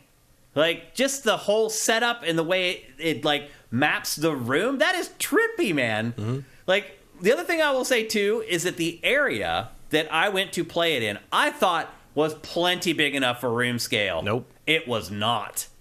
It really teaches you what 7x8 is. It really does. Like, and it's really cool how it sets up, though. Like, you put on the helmet after you go through like all this stuff that you're seeing right now. You put on the helmet and you look down at the floor, and it maps the room with this really cool mesh like grid thing, and then after it automatically maps the room, you can use the controllers to manually draw the safe area if you want to. So if it didn't give you all the space that you had, you can go and manually kind of nudge it out to the edges if you want. I told you about that. Yeah, did you? Yeah, about how you had to hold the controller and scan the space out further, and how I moved my couch while I was wearing the headset. Oh, right. And now you're seeing like the look-through feature here or whatever. Yeah. But so it automatically maps when you just look around, and then you can eventually use the controllers to get it perfect. And even after I did that, it still wasn't enough space for me to be able to actually play it in the area that I had set up for it, which was a little bit of a disappointment. But you know what? I still played it like standing up for the most part. You can still make it work. I mean, I had a full 7x8 space, and I never used all of it. I mean, most of that's just so you don't hit the wall or hit furniture or the TV or something. And here you can see it's mapping the room. So you just like look around, and it automatically does it and creates like this mesh. Not this fast. Right, yeah, I've sped this up, obviously, for obvious reasons. And then you can look down, and you can start manually nudging sort of the line on the ground right here to get it so it takes up all the space on the ground, which I thought was really freaking cool, man. Like, the tech in this is really awesome. I was really shocked by how slick this thing is. I think you can maybe see why I was like, they should have just waited and put this out as their first VR foray. I know that wasn't really an option because VR was the new hotness supposedly at the time. Yeah. But imagine if this had been the introduction of VR to PlayStation. Oh, man. It would have blown people away. Yeah. It would have absolutely blown people away. It blew me away. So I go home, I unpack the box, Matt, and I realize it's just the headset, 2 controllers, and 1 cable. One skinny little USB-C cable. That's it. Like, I don't even know why that box is so big. I think just for space to it doesn't even need to be that big. Oh, it does for cushioning. Like you got to for shipping. You got to ship it. Yeah, it's still got to. But in terms of just storage in your house, no, it doesn't need to be that. Yeah, big. I was really surprised. Like it's nothing. It's just the helmet, the 2 controllers, and 1 cable to plug into the front of your PS5 because that's the only USB-C that you have on the console, and then that's it. You go through the little setup stuff, and then off you go and you start playing.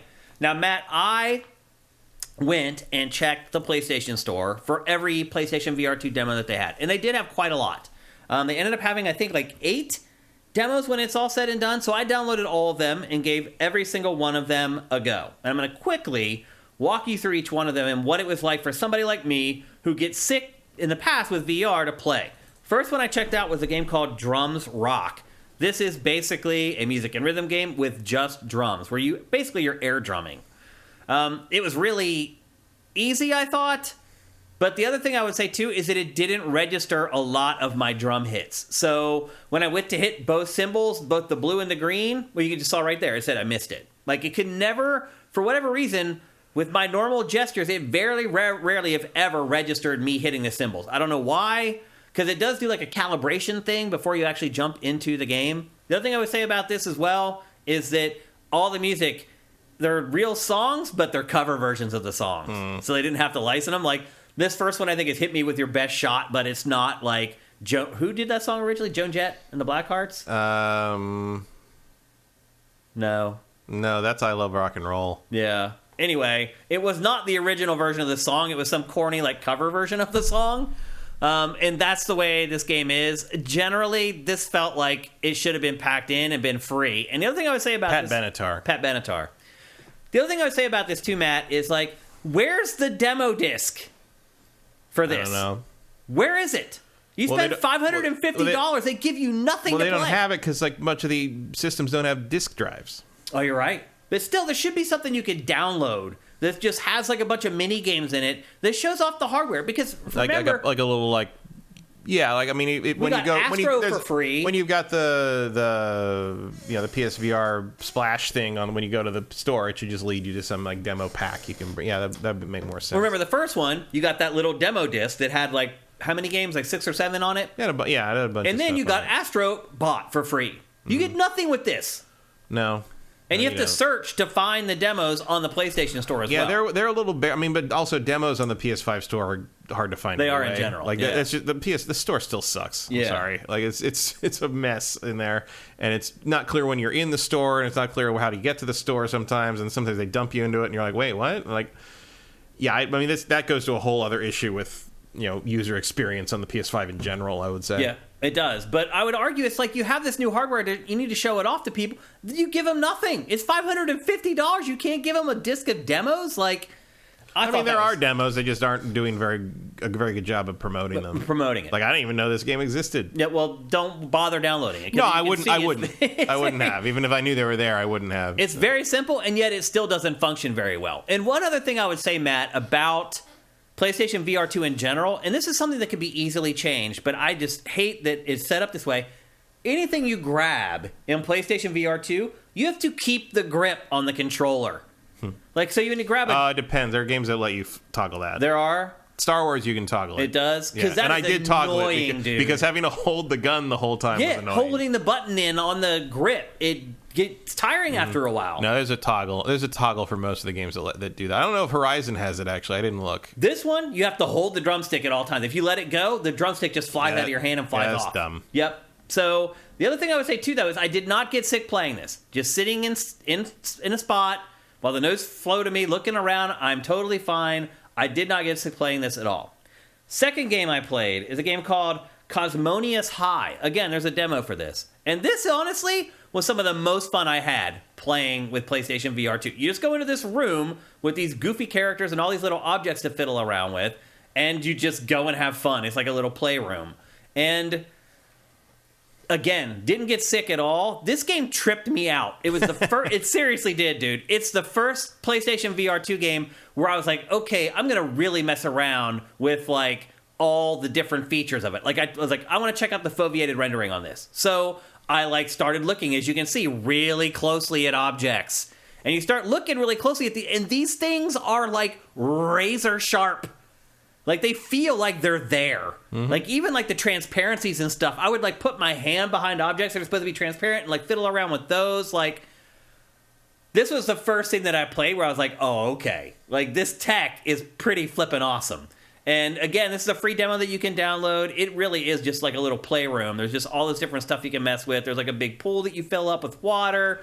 There's different, like, elemental stuff that you interact with in the room. There's simple puzzles in there. This should have been, again, like something that was packed in with it. Some download code that you get. Sneaky says, how does a foot pedal work? There is no foot pedal. I don't know what he's talking about. The drum game. Yeah, there was no foot pedal. There was no bass in it at all. Yeah. I don't know how that's supposed to work, honestly. But they didn't track that at all. So, yeah, in the drum game, there was no foot pedal, which means it's not like Rock Band where you can actually learn how to play the drums with it. But I had fun just fiddling around with this, just spraying the water and watching it spray all around. Everything changes in VR. You ever played Job Simulator? Yes. Yeah, same guys. Oh, shocker. The art style is definitely identical. But I had a good time just fiddling around with this, and this is where I started to understand, like, oh, okay, this is not PlayStation VR 1. There's new functionality here, and now it'll be interesting to see how they make use of it all. So you had to put out fires with your water. Very simple stuff, but very effective. And again, this did not make me sick. Inside this room, you teleport around. One thing I discovered, Matt, because I don't play a lot of VR, is that there seems to be a universal way to move around inside VR games where you hold the right analog stick up, and then the icon appears in the world, and then you move it around to where you want it, and you release it, and then you teleport there. Like, I didn't even know... the Star Wars game it's down, which threw me a lot. Yeah, it's flip back. But that's a mechanic from VR that, because I haven't played a ton of VR, I just didn't know that it was a thing. And now I get it. They seem to have settled on that. Because, I mean, early on, every game did it different. And that seems to be sort of where they've settled. It's now the right analog stick, either up or down, brings up that targeting thing, and you can... Move it around, and then you teleport there. And again, teleporting, generally... way less likely to make you motion sick than moving in real time in 3D space in VR. Like, I don't use the teleporting if I don't have to. I prefer to just move around. But like, there's games like Star Wars that you have to use the teleport, which mixing it is weird. I'd rather do one or the other. Yeah. Yeah, there's more and more you're starting to see options for that. One, like, to pick either one, so that's good. Yep. I had a ton of fun with this, but it didn't last very long. I think it's on a timer. There's only so many things that you can do before it basically kicks you out. But I had a ton of fun with this while it lasted, for sure. And then I played Star Wars Tales from the Galaxy's Edge, which we talked about last week, because Matt had played it as well. The scale was... So you're right, you mentioned last week how the guy comes out from behind the bar. You're like, holy crap, the guy's huge. Oh, you were right. I was like, oh my God. He's like... My, aren't you a big fella? He's like 12 feet tall. And then the other dude comes in who's literally like a foot and a half tall. And you have to like look down at him. So the scale in this bar area definitely made an impact. And then eventually, I made my way out into the world, and that's where I started to struggle a little bit, because you can move normally in this when you're out in the world. And moving naturally started to make me a little queasy. It wasn't that bad, but I was like, oh, I feel a little bit off, so I'm going to start using the teleporting. And it's so clearly meant to be moved around in like that. Yeah. Like, it's the teleporting doesn't really... It's like you're playing Myst. But then I got to this crate with all the stuff, and I started having fun. It's like, I just started throwing stuff around. The other thing, too... You instinctively know to throw those remotes in the air and make them... Of course, hover around and help you. And the other thing, too, is how quickly the headset works, Matt. So you throw the ball up in the air, it very quickly comes back down to Earth, and you're tracking it, and the headset follows it. 60, 120 frames a second, no lag. That's why you can juggle. Yeah. This stuff blew my mind. Just fiddling with this stuff for the first time. Getting my blaster, firing it for the first time. Again, picking up a blaster and being trained to hold the trigger down. As soon as I pick it up, it starts firing. Because I had been trained in the prior games, when I grabbed something, I needed to hold it until I was ready to release it and then let it go. So when I was picking up guns in this, as soon as I pick them up, they just start firing because I was holding the trigger. Which is funny. Because it's the other button on this to grab things. Yeah. It's interesting. But I fiddled around with this for a while. I never... Stupid gun. Stupid gun. I never really got to the point where I started like going through the actual levels. I couldn't figure out how to start it. I mean, you are in a level here. Yeah, but I mean, I couldn't figure out how to start going through corridors and like fighting against enemies in this. I mean, they're up ahead here. Where did I go? You're supposed to jump up on that ledge and keep walking. Oh, how do I jump? It teaches you in the ship. Oh, I missed it. You use the jet. It gives you the jetpack. You use the jetpack to jump up, and then you can teleport. See, that's the one time you have to teleport when you're using normal movement, is to get up onto ledges and stuff. You have to jetpack up, and then when you use the teleport targeter, because you're up higher, it'll let you target higher ledges, and you just jump to that. I can never figure it out. That's how they teach you how to do that when you're running around doing the scanning the crates in the ship. Yeah. And it took me a while to figure out what they were trying to tell me to do. It was even more confusing when you have not been teleporting so far. And all of a sudden, they want you to, and they're talking to you as though that's what you've been doing. Yeah. Because I think the smooth movement might have been added later or something, or that maybe wasn't the original plan. Gotcha. I'm not sure. I didn't play it on the Oculus or anything. Yeah. Or in the original form it was in. But, no, that's a little awkward mix of teleporting and regular movement. But, like, yeah, you're in the first level there. Like, you go through all these areas, and there's, like, hidden things to find and all these new weapons, and you can throw shit at them, and, like... And I'll shoot all the guards and pick up their guns, and it's cool. What happened was I started walking around trying to figure out where to go. I started getting the first feelings of the queasiness, and I was like, I'm good. And then I switched over to this game, which is called Humanity. And really, this game doesn't need to be played in VR. It's just like it's Lemmings, basically. Your job is to guide this stream of human beings from where they're coming from to the exit. And it's just like a simple puzzle, again, like Lemmings puzzle game. But this is where I started messing around with the foveated rendering. So I'm sitting back like I am right now, just kind of watching this, trying to figure out how to solve the puzzles, blah, blah, blah. And then I started thinking to myself, I'm like, all these humans, like, what do they really look like? And so I just stuck my head as close to them as I could, and it eventually will show in the B-roll. But I stuck my head as close as I could, and the detail on each one of those human beings blew my mind. And I could totally see how what I was looking at, the eye tracking, was razor sharp. I mean, razor sharp. And how the stuff on the periphery was being blurred out. Again, foveated rendering, allowing it to focus on just what you're looking at and rendering that at a hot right here. Like, now you can see, like, the detail on the people. Like, and again, watching this on a TV screen is way different from having the helmet on. Mm-hmm. Like, it doesn't sell it like it does when you have the helmet on. Like, that little shot right there blew my mind, Matt, when it happened. And now watching it in the B-roll, it's like, oh, okay, not a big deal. It is a big deal when you have the helmet on.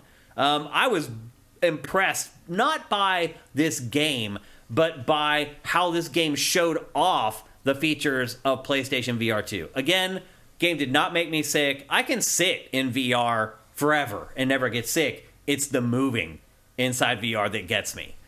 So this, to me, while make people look at it and be like, that's not really a VR game, I understand that perspective. But with PlayStation VR2's tech, it does show off a lot of the cool functionality that PlayStation VR2 has. And then my next game, being the big football fan that I am, I had to play NFL Pro Era. It's a VR game where you play as a quarterback from a real NFL team. Of course, I chose the Steelers, and I was basically the quarterback of the Pittsburgh Steelers in VR. And when I first started playing this, I was blown away by this. You actually crouch down, put your hands under the center's butt, have the center snap the ball to you, you drop back, you put the ball back by your ear, scope out your receivers, and fire the ball. And for the first, 5 plays that I played in this, I was like, oh my God, I'll never need another VR game.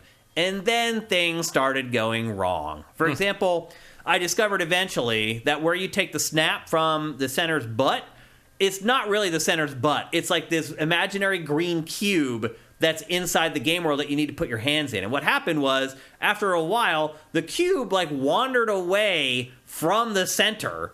And so after the 4th or 5th play, I was standing 1.5 feet behind the center trying to take the snap to put my hands in the green cube because it wouldn't snap the ball unless you had your hands in the green cube. But the first 4 or 5 plays that I played this, and when I played football in high school, I was a quarterback. That was the position that I played. And I played defensive end and cornerback on defense, but I played quarterback on offense. Completely realistic. When you watch people play football and you watch a quarterback play, you're always like, oh, he has all the time in the world back there. You don't. And especially in the NFL, you don't, man. People get on you fast. Again, watching on TV doesn't really sell the speed of the game until you're in there. And so the first 4 or 5 plays, I completed them perfectly. The timing was great. Then the game started going a little haywire with the snapping mechanic. And then it just got to where, at least I felt, where I was throwing the ball wasn't accurate. And that's when I stopped playing. I started throwing the ball, and it was just going way over the receivers' heads, or it was going way too short. I don't know why the more I played this, the more buggy and weird it got, but it did. But I'll say this, for the first 15 or 20 minutes that I played this, I was like, hot damn, this is a VR dream for a sports fan. Just having this view and throwing, to the Steelers, it was pretty awesome. I was pretty impressed with this at first, and again, the more I played it, the less I enjoyed it. AJ the Legend Watson says, imagine Aaron Donald full speed headed your way. Exactly. And I didn't get to play enough of this to figure out, because you can see it's Steelers versus Steelers, but there goes TJ Watt, and he's just as fast as Aaron Donald, and he was on my ass. I ended up getting sacked the last 5 plays I played. There just wasn't enough time to get the ball off before I started getting sacked. But you can see there's the green box I was talking about. It's already away from his butt now. Before, it was under his butt, where you're supposed to take the snap. It's now inched back about 6 inches. Next play, it's another foot back. So I don't know. It seems like it's buggy or broken. That's not a difference between the type of play. It's no. Like, you always need unless it's a shotgun, you always have your hands under the butt of the center when you take a snap. You're never a foot behind the center. That's not how it works. So anyway, I thought this was cool. I also did not get motion sick playing this game at all. I was able to play through it, no problem. Next up, Resident Evil Village VR. Matt, this is where I thought I was good. Because I started playing this, and this is a game where you do move around in real time through the environments. And like you use the right stick to kind of like tick around like as if you're a clock, and then you can choose the direction that you want to go forward. It's a little bit like tank controls from the old Resident Evil games, to be honest. Is there no smooth? I don't even know what that means, honestly. In terms, like not ticking, like just hold the right stick and turn. No, smoothly. In this it ticks around like the hands of a clock, kind of. But I started playing this, and I'm like, I'm doing it. Like, I'm walking through these hallways. I got my knife. I got my shotgun. And I was like, holy crap. Maybe PlayStation VR, I'm not going to get sick from playing it. And then... So this is like all the tutorial stuff where they teach you like the basics or whatever, how to pull your knife off your arm. This is where I first started learning that every game, like if you grab something, you got to hold it. So watch, I pull the knife off, I let go of the button, and it just appears back on the arm. And it took me a few times to learn how to do that. Like, you have to keep holding the button on the controller to keep a hold of the knife. If you release it, the knife appears back on your arm again. You have to pull it again. Well, if you stop holding something, it drops. It's true. I mean, it's realistic, but it became annoying. Like, I was like, this is when realism goes wrong, basically. But, man, here, I got the knife out. I'm smashing up the boxes. Like, it's hard to put into words how that feels if you're a fan of Resident Evil. Being in VR and doing all this stuff really yourself. Like, it's a revelation. So I got through this. This was like the tutorial. And you go to like a gun range where they give you like your first handgun. And you go and you shoot that in the range. And then they give you your first shotgun. You have to go back and get it at the tool desk and get it. And then you go back. And I did have problems using the shotgun. So you pull it out. And then it's like instructing you to put your hand on it and pump it. Like, it wouldn't register that I was pumping the shotgun to like load it after I'd already loaded the shells into it. After I fired a shot, I had problems like, again, reloading it, doing the part of it. It just wasn't registering it. So I had a little bit of problems with this. But then, after you get out of the shooting range, you go into the game proper. And it literally just starts you out just like the beginning of the game. You're laying in the snow. Your cell phone's laying next to you. You get a message as soon as... And I started playing the game, and I started getting through this. And I was like, oh my God, PlayStation VR2, over the hump. I'm going to be able to play VR now. And I'll just say this, Matt. Playing through the first section of this, where you're walking through the pitch black woods in a snowstorm, is scary AF. Doing this stuff in VR compared to playing it, just the 2D version of this game, it's an entirely different world. So I'm walking through the woods. I hear like this noise. I look up exactly where I heard it. Because the other thing, too, the 3D audio in PlayStation VR is awesome. So I didn't even use the headphones that were in PlayStation VR 2. I used my own headphones, which is a little awkward because the headset does kind of come down over the top of your ears a little bit. I managed to get it to work okay. But I plugged in a really good set of headphones, and it blew my mind. The 3D audio in this is incredible. Like, I heard a scuffling up to the right. I look up to the right, and snow and a rock comes falling off of a cliff down at me. I was like, holy crap. So I keep trudging through the woods. Eventually, I hear like a moaning or whatever. I come up over this little rise, and I see something run. Like, through the pitch dark, I could hardly see it, and then I see like his legs. And I was like, oh, like, it's just, it was intense. Like, I realize right now, you guys think the B-roll ended. It didn't. That's how dark this game is when you first start playing. I'll skip forward so maybe you can see a little bit better. So, Matt... I make it all the way through the woods, and I'm like, holy crap, I am home free. This is freaking awesome. Like, again, it's hard to put into words how much more affecting this is than playing it in 2D. And then I get to the first indoor area, a cabin, and that's where it all went down the shitter. That's where I got my first pang. So what I've noticed is things that I'm not expecting make me sick.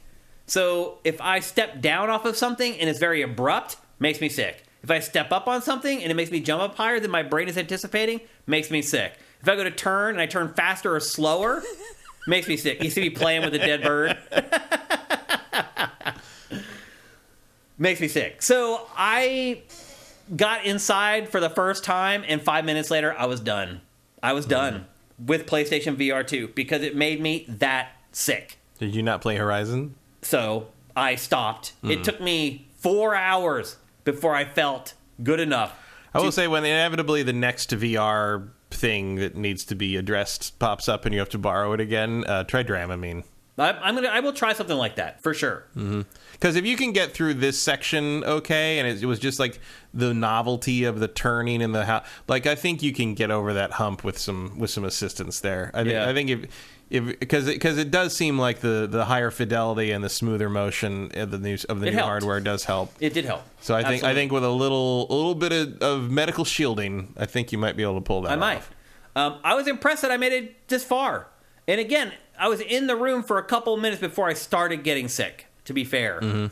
But once I got kind of disoriented in the room and I was trying to figure out the right way out, and I had to really start relying on the locomotion and the looking, that's when I started getting sick. And then I walked through a doorway and it dropped down a little bit and I got disoriented, and then my stomach was like, F you, Shane.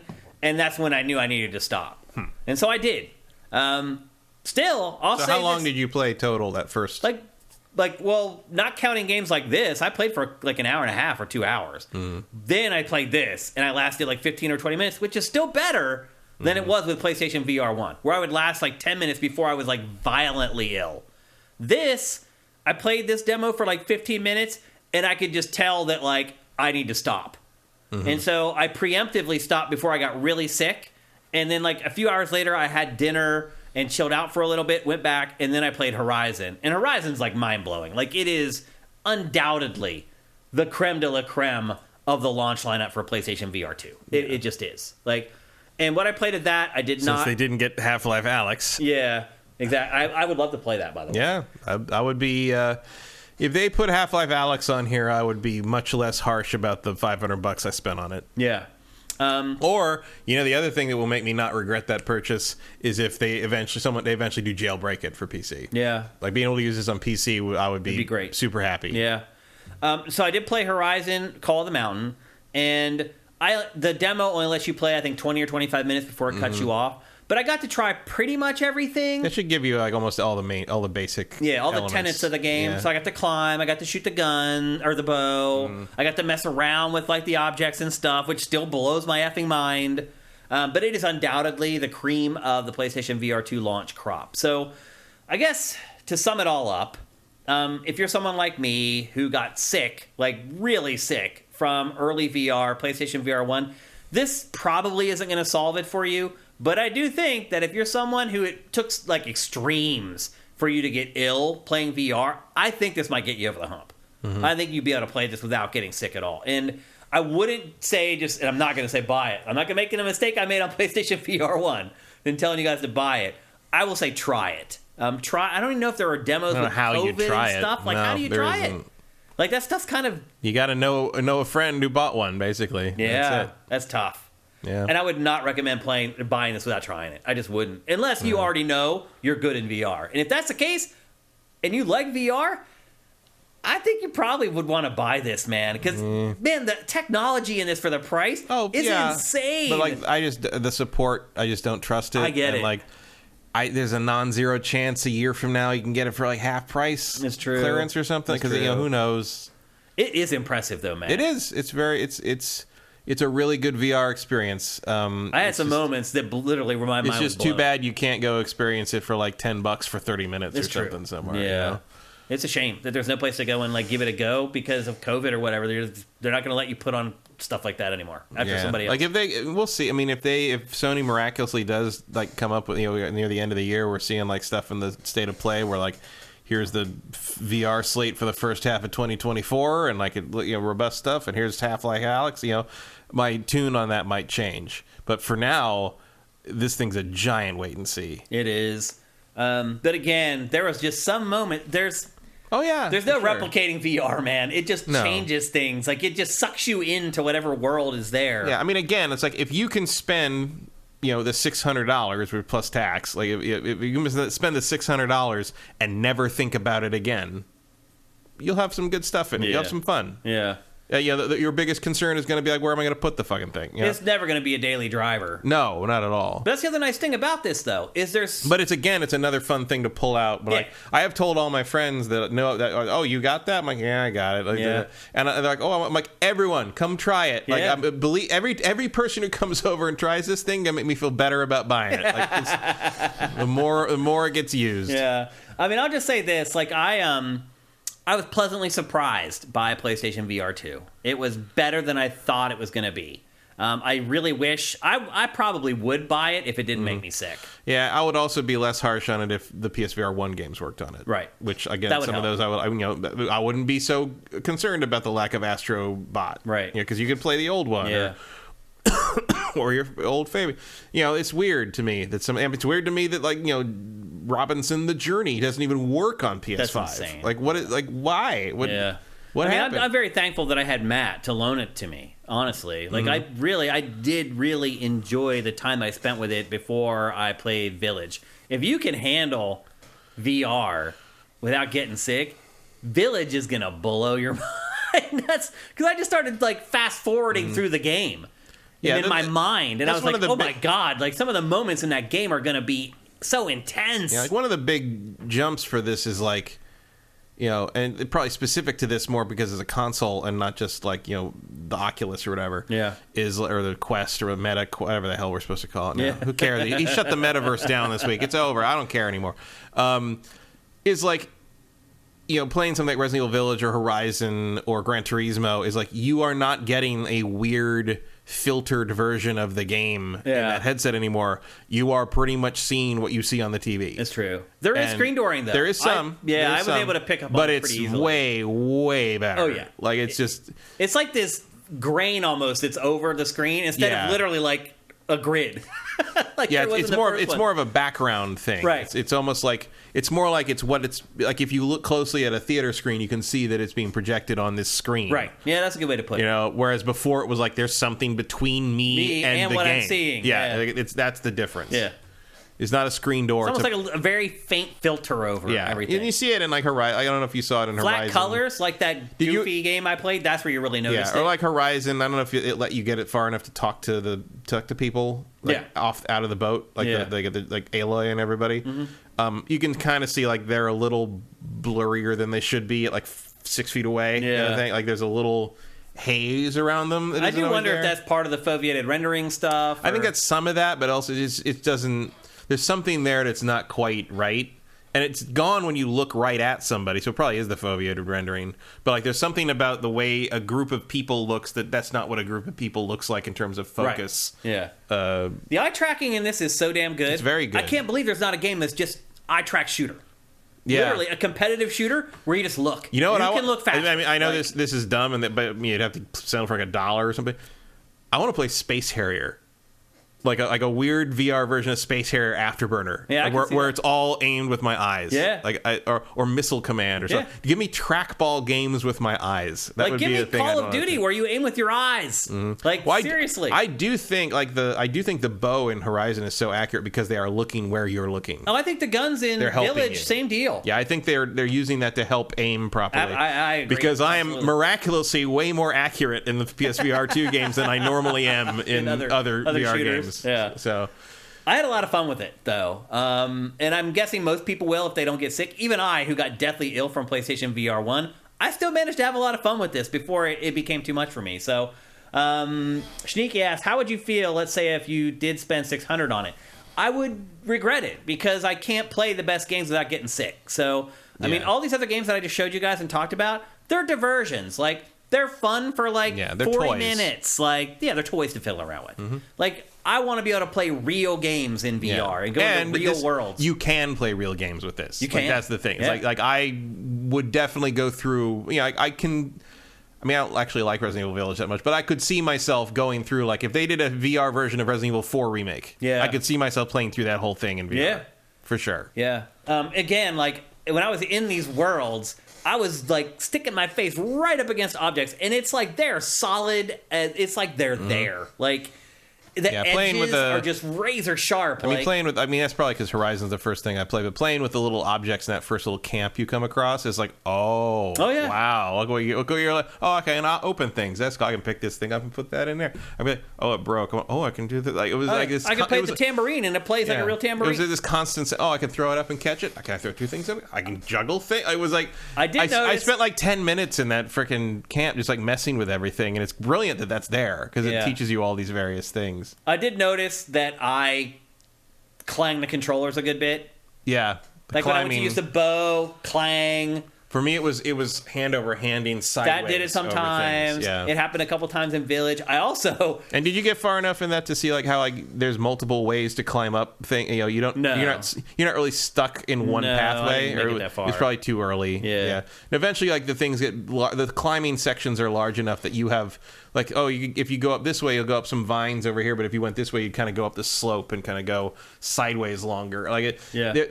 If it is there to allow, it's not about like, and this is actually partly funny because there's a complaint I had about Horizon 1. Yeah. It was like, it's not about you trying to detect where the path up is. It's about, I see where I'm supposed to go. And like, I could have gone that way too. That's cool. Yeah. And like, it's that kind of thing. Like, it's just a way to not let people get as stuck. Yeah. And it's more interesting in VR, I think, because you have to predict where people are looking in a way that just isn't present in non-VR game. Yeah. So I think they did a good job on that. Yeah. And then and then like when I was stabbing the boxes, I like punched my door.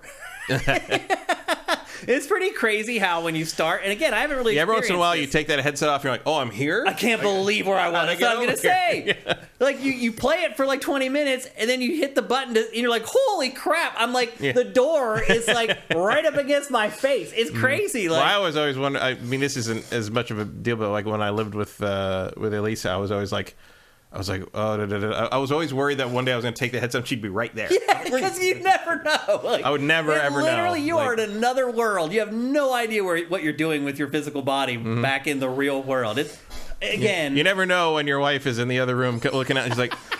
my wife left. I came out of my long VR session and she was gone. She had sent me a text message like, going to Costco. You're being in there and being a weirdo. So anyway, I did have fun with it. $600 of fun. If I could only do it in 15-minute bursts, probably not going to work for me, unfortunately. Any other questions here? Swan, I didn't get ill. My eyes just got tired after a few hours, so I had to pace myself with PlayStation VR 1. I didn't really find eye fatigue to be an issue for me. No, I didn't. I put my contacts in just for this, and sometimes my contacts will start to get tired. I had my contacts in for like 12 hours that day and did not have any eye strain problems at all. In fact, I could have gone longer, but I had other stuff to do that night. Yeah. Minority Game, should I get it? I've never tried VR. No idea. I would not tell you to get it, man, because you just don't know. Like... get it from Amazon so you can return it? Maybe. That might be the way. I mean, I don't know if that's even available I don't know either. But I would not buy it without trying. I know when I ordered it direct from Sony because the only place I could find to order it, to pre-order it, and like I had to click through a bunch of stuff that was like basically like, you own this forever and you can never bring it anywhere near a Sony building again. Essentially, it's like I don't think there's a huge robust return policy unless there's something broken on it. I would argue do not buy VR unless you can try it first. I just wouldn't, because you don't know, and not just try it. Like, make sure you play a game where you are moving through the world in VR, like freely, not just teleporting. Moving like you're playing any other game. There's a hallway, I'm walking down that hallway and I'm pulling up my gun to shoot. Until you've tried that and you know that you're going to be okay, do not buy VR. That's the X factor. And there's really no way to know. Like, I can ride roller coasters all day. I was talking to my wife about it. She's like, I can't believe, because I was pissed, man. I walked out, I'm like, motherfucker, I can't do VR, man. Like, what the hell? I've waited my whole life for this. Great piece of kit here. I still can't do it. She's like, I don't understand. She's like, the last time you and I went to Six Flags, she's like, you rode roller coasters all day. But the motion on your body is matching what your brain is seeing through your eyes. That's she's like, difference. I couldn't keep up with you. She's like, within 2 hours, I was sick. And she can like read and type in a car and not get car sick. And I go to amusement park with her. Within 2 hours, she's done. And I'm like, I'm raring to go. Like, I'll ride all damn day. And so... knowing whether you're already prone to motion sickness or not does not determine whether you can play VR either. It's a different thing. It is. Part of it's because, in general, our brains do not have context for what happens in VR. Yeah. And like I said, I do not get sick in VR. I don't get sick from anything, really. Yeah. But, like the closest I got was in Gran Turismo when I started to get a little sick. Something would happen that in a car would throw my body one way or the other, and it didn't happen, and my brain was like, I could feel it get vertigo from like, wait, why didn't we feel the G-force on that? Yeah. It was the expectation of that. And apparently my brain doesn't have that problem when it's just walking around in VR. But when it's such a familiar set, and that's also, I played driving games before in VR, never had, I've only had that sensation in Gran Turismo 7. And I think it's because it's so convincing. Yeah. Like, it's so convincing. I am literally sitting in my car, in my literal car, and, like, that was one of the big sensations of, like, oh, I'm driving my car. And my brain lost its mind a little bit. Yeah. For, like, a couple of those turns, it was like, why didn't we feel that turn? First thing that happened the other to me, thing about, did you play GT7? I did, yeah. One of the things that I was thinking about, why was I better at that than I know? One of the things is that subtle bit of how I can kind of turn my head and see the curve coming up in a way you couldn't without like some kind of device makes a difference. Like the fact that the anticipation of what's coming up by being able to look out the window that way, and you don't think about because you've been driving for 30 years. Yeah. But like the fact that all of a sudden you can do that in a way you can't do it in a normal video game, like that's a huge difference. I can see that. Like the ability to see past that A-frame bar. Like just sort of with a quick little look. Yeah. Like I never need to look at that mini map. Yeah. Because I can see what the track is doing up ahead. You know it's coming. Like that's a big difference. And it's also amazing to me how quickly you adjust to being able to do that. Mm-hmm. How quickly it becomes second nature to just do that. You're just being yourself is what you do when you drive. But it's so convincing. Like GT7 is really the most impressive thing.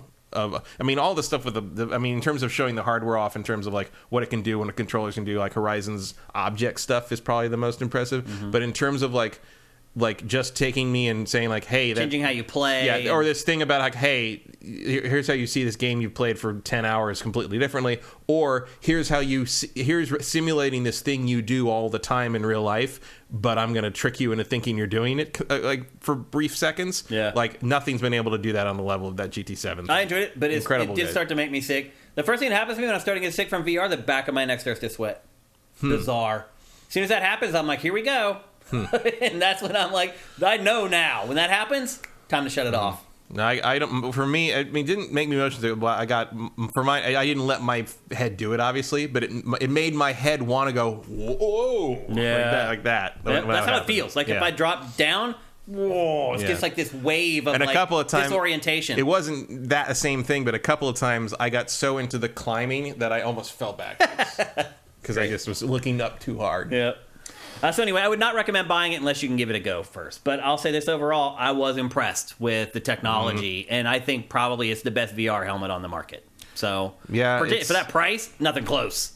Yeah, in terms of what you get and all that, and the controllers work really well. Yeah, good stuff. Yeah, I can't argue with the price. Yeah, you get what you pay for. Get, man, for what you pay. It's just. Yeah. If I trusted Sony to support it, robustly for 3 years or so, I would unhesitatingly recommend it. But right now, it's just like wait and see what they do past the launch window. I just don't know. I hear you. I'm looking forward to that the Switchback next week. Like I like the first one a lot, so and you might be able to play that because it's just sit down and it's like I was able to play the last one for PlayStation VR 1. So yep, there you go. That's PlayStation VR 2. Now you know what both Matt and I think about it. Next up. A game is starting to... If anybody wants a PSVR 1, by the way. Yeah, I'll give you for $10. Otherwise, it's going to the dumpster. Literally, it may go... What am I going to do with it? Take it to Gameplay or take it to give it to somebody or get like $10 credit for something. Maybe. Who knows? Whatever they're paying for PSVR 1 these days. Who knows? Yep.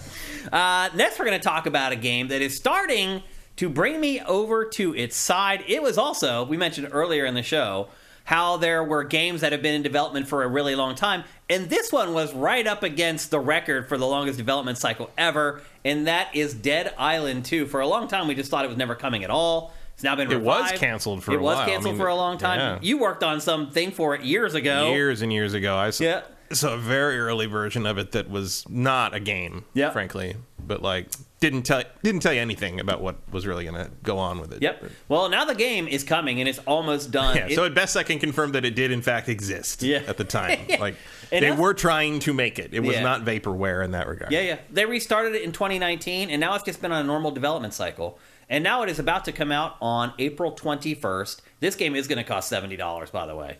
And that is Dead Island 2. And this week, they are finally starting to blow out the game. And the more I see of the game, the more I like the game. And so I wanted to talk about it on today's episode because they gave us a nice 15-minute chunk of gameplay that basically walks you through all the mechanics in the game. And there are plenty. I was pleasantly surprised by how deep the combat is. This demo is set in Bel Air. It's a few hours into the game. Now, don't forget, in this game, you're infected. It's kind of like The Last of Us. You're somehow immune to the zombie virus, so you're kind of like Ellie. You're taking the drug that holds it off. Is that what it is? In that trailer, like he took something at the beginning of the day and like looked in his eye. That's right. Yeah. That's a good point. So you're right. There are some kind of drugs that like hold it off. I was gonna say Zombrex, but that's that's Dead Rising. Yeah. I think I have a pill bottle of Zombrex. Yeah, the second one I think came with like a little like a box of it. Yep. So anyway, you do have the zombie virus, and in a minute I'll explain why that matters because it does give you actual powers. In this demo, you're trying to reach the Beverly Hills extraction zone, where you can meet with doctors who are trying to stop the outbreak. Again, this is very much like The Last of Us, almost shamelessly like The Last of Us. You could choose to play from 6 different characters. This one... I mean, it's also pretty much 28 days later. Yep, it's there. It is interesting how they've failed to really come up with new ideas for zombie plots. It's been the same since, like, the 70s, really. In this demo, you're playing as a character named Danny. It's a female. But each character has a set of starting attributes that affect how you'll play, but there's also a skill system that allows you to mold each character to how you actually like to play. What you're seeing right now is the brand new dismemberment tech they call the Flesh system. And honestly, Matt, I think this is the goriest video game I've ever seen. I'm impressed by the layers of anatomy. Yes. In this, like through the muscles and the layers of fat and the shoulder blade. I guess all of it. It reminds me of Wolverine Origins. Yeah, that caught me off guard, too, with the gore and the violence. Yeah. So the gore in this, like, they spent a lot of time on it, and it pays off. What you can't hear is that she's talking to someone right there in that intercom. There are other humans out in the world, a lot of them. It's not just like the whole world is overrun by zombies. There's lots of humans who are trying to figure out how to survive in this. A guy speaks to you through that speaker and is, like, trying to get you to help him. And that's how you take side quests throughout the game. The location damage allows you to target individual weaknesses of each enemy. So, you can take out their knees and then, it slows them down. They can't come at you as quickly. There's a lot of strategy and crowd management as far as, like, using your weapons. Certain weapons, like a sledgehammer, can be used to, like, clear out, like, 4 or 5 zombies at once. But if you have a claw hammer, you can kill a zombie, but you can only kill one at a time. So a lot of the game is figuring out how to manage the crowds of zombies and using the right approach, the right abilities, and the right weapons to make it happen.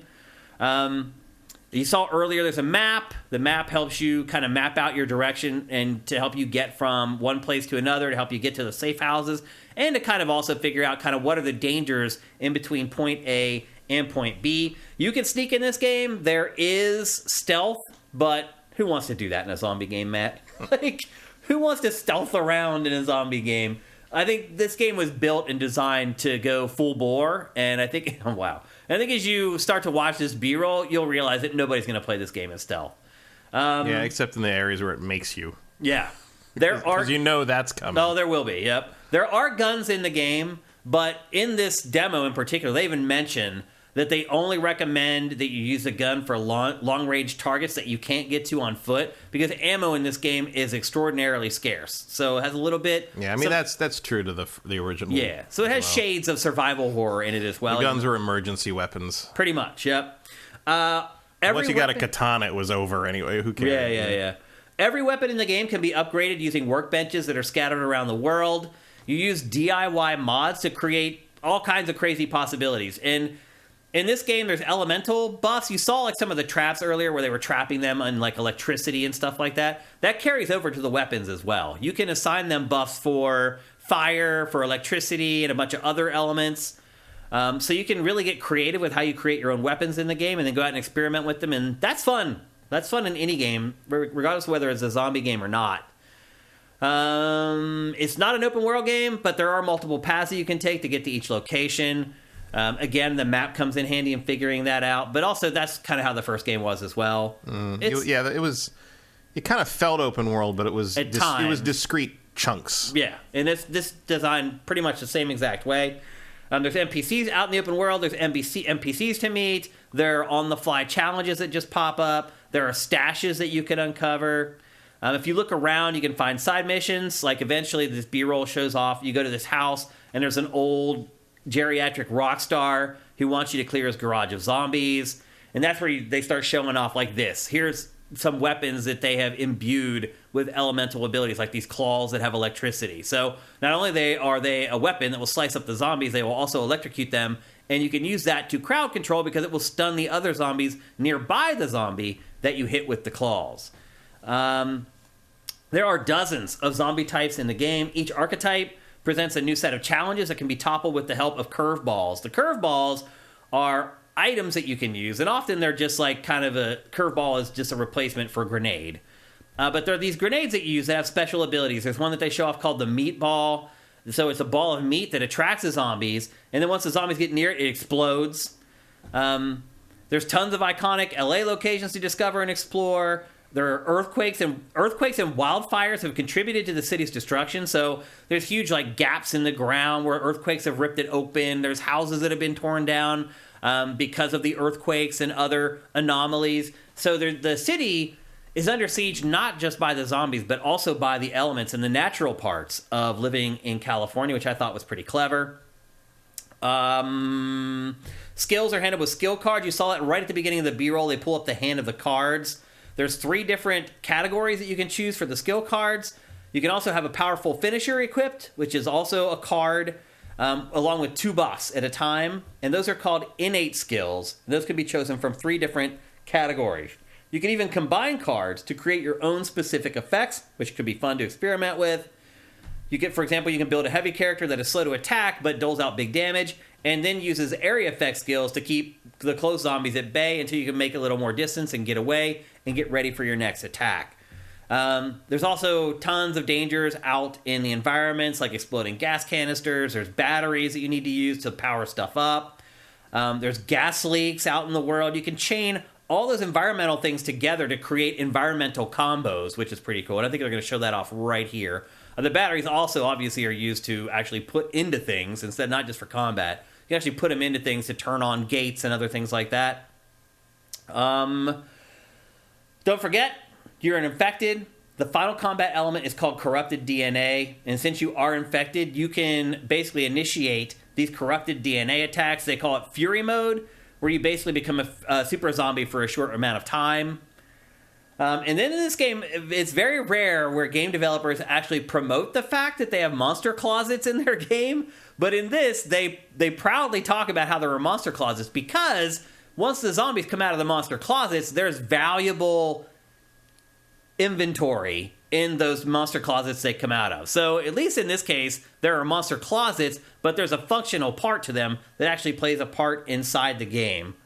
There's also a variety of zombie types, including some that have explosives located on their bodies that you can target. So some of the enemies are like cops that have grenades or whatever, like strapped around their belt loop. If you're good enough that you can shoot that stuff or you can throw something at it, it will cause it to explode. And then you get the nice chain reaction of it blowing up all the other zombies nearby. And then there's also super zombies they call apex zombies, which are basically the bosses of the game. And they ultimately represent the most challenging enemies in the game. Matt, how are you feeling about this now that we're starting to get a better handle on what it really is and what it's about? Does it feel too similar to the original game? I mean, no, but it does feel like it doesn't have a lot of ideas that Dying Light didn't already cover. Yeah, I gotta understand that. Like the gore system is pretty cool. Mm-hmm. but how long is that going to sustain? Like even looking at like where you go in just now and talk to that, and like the girl falls over drunk, and then he's. I in my head, I was already trying to imagine what horrible, boring, supposedly funny conversation is this I'm going to have to sit through now. Like, yeah. I think the combat looks fun. Like I have always enjoyed in the Dead Islands and in the Dying Lights, like kind of the zombie manipulation subgenre kind of thing. Of like, what can I make these guys do, or how can I kill as many, and the traps and stuff. That's cool. I mean, this game has that in spades. Yeah, and it's appealing in the sense that it's in LA. It's fun to see. It's fun when any game takes place in a place I don't know. Like in terms of like, I'm looking at it, I'm just like, I wonder how long I'll play this before I just sort of drift away to something else. It's also interesting to me that they are not emphasizing the multiplayer as much, because that was certainly half the point of Dead Island 1. It was like if you weren't playing 4-player multiplayer, you were probably kind of but that was more in an era where Left 4 Dead was a stronger force. I don't know, like it looks, I'm guessing they do a separate video that just shows off co-op. I don't know, like it looks cool, but like you said, there's not really a whole lot new under the sun in the zombie world. It looks better than I thought it was going to look, especially after all this time. Yeah, it is kind of cool to see one of these like with a lot of color and like it's it has that saturated look that the original Dead Island also had. Yep. Because part of the interesting part of Dead Island 1 was it was set on that tropical island, and that wasn't really a zombie setting that you've really seen much before. At least this doesn't take place in a mall, right? Or in an old mansion, or I do like you can really fuck these guys up. Like, the whole game is set up for you to have fun doing that. Yeah, and that's what to me makes it more different than anything else. You're right, the setting is different as well, but the moment to moment stuff, it's like it's encouraging you to get creative with how you kill the zombies. Yeah, and that's fun. I think it's fun. So I don't know. Like I kind of don't know until like maybe I get my hands on it. Maybe, but like definitely gory AF. Yeah, I don't have any like strict any complaints about really what they're doing. It's just more like I don't know how much more life I got in the zombie. Here's Fury. Here's the Fury mode where you are basically taking over zombie abilities. I also think that's weird. For some reason, I don't like the you're already infected thing that some of these games do. I didn't like that. Because you're right. Part of the tension of zombie stuff is trying to not become infected.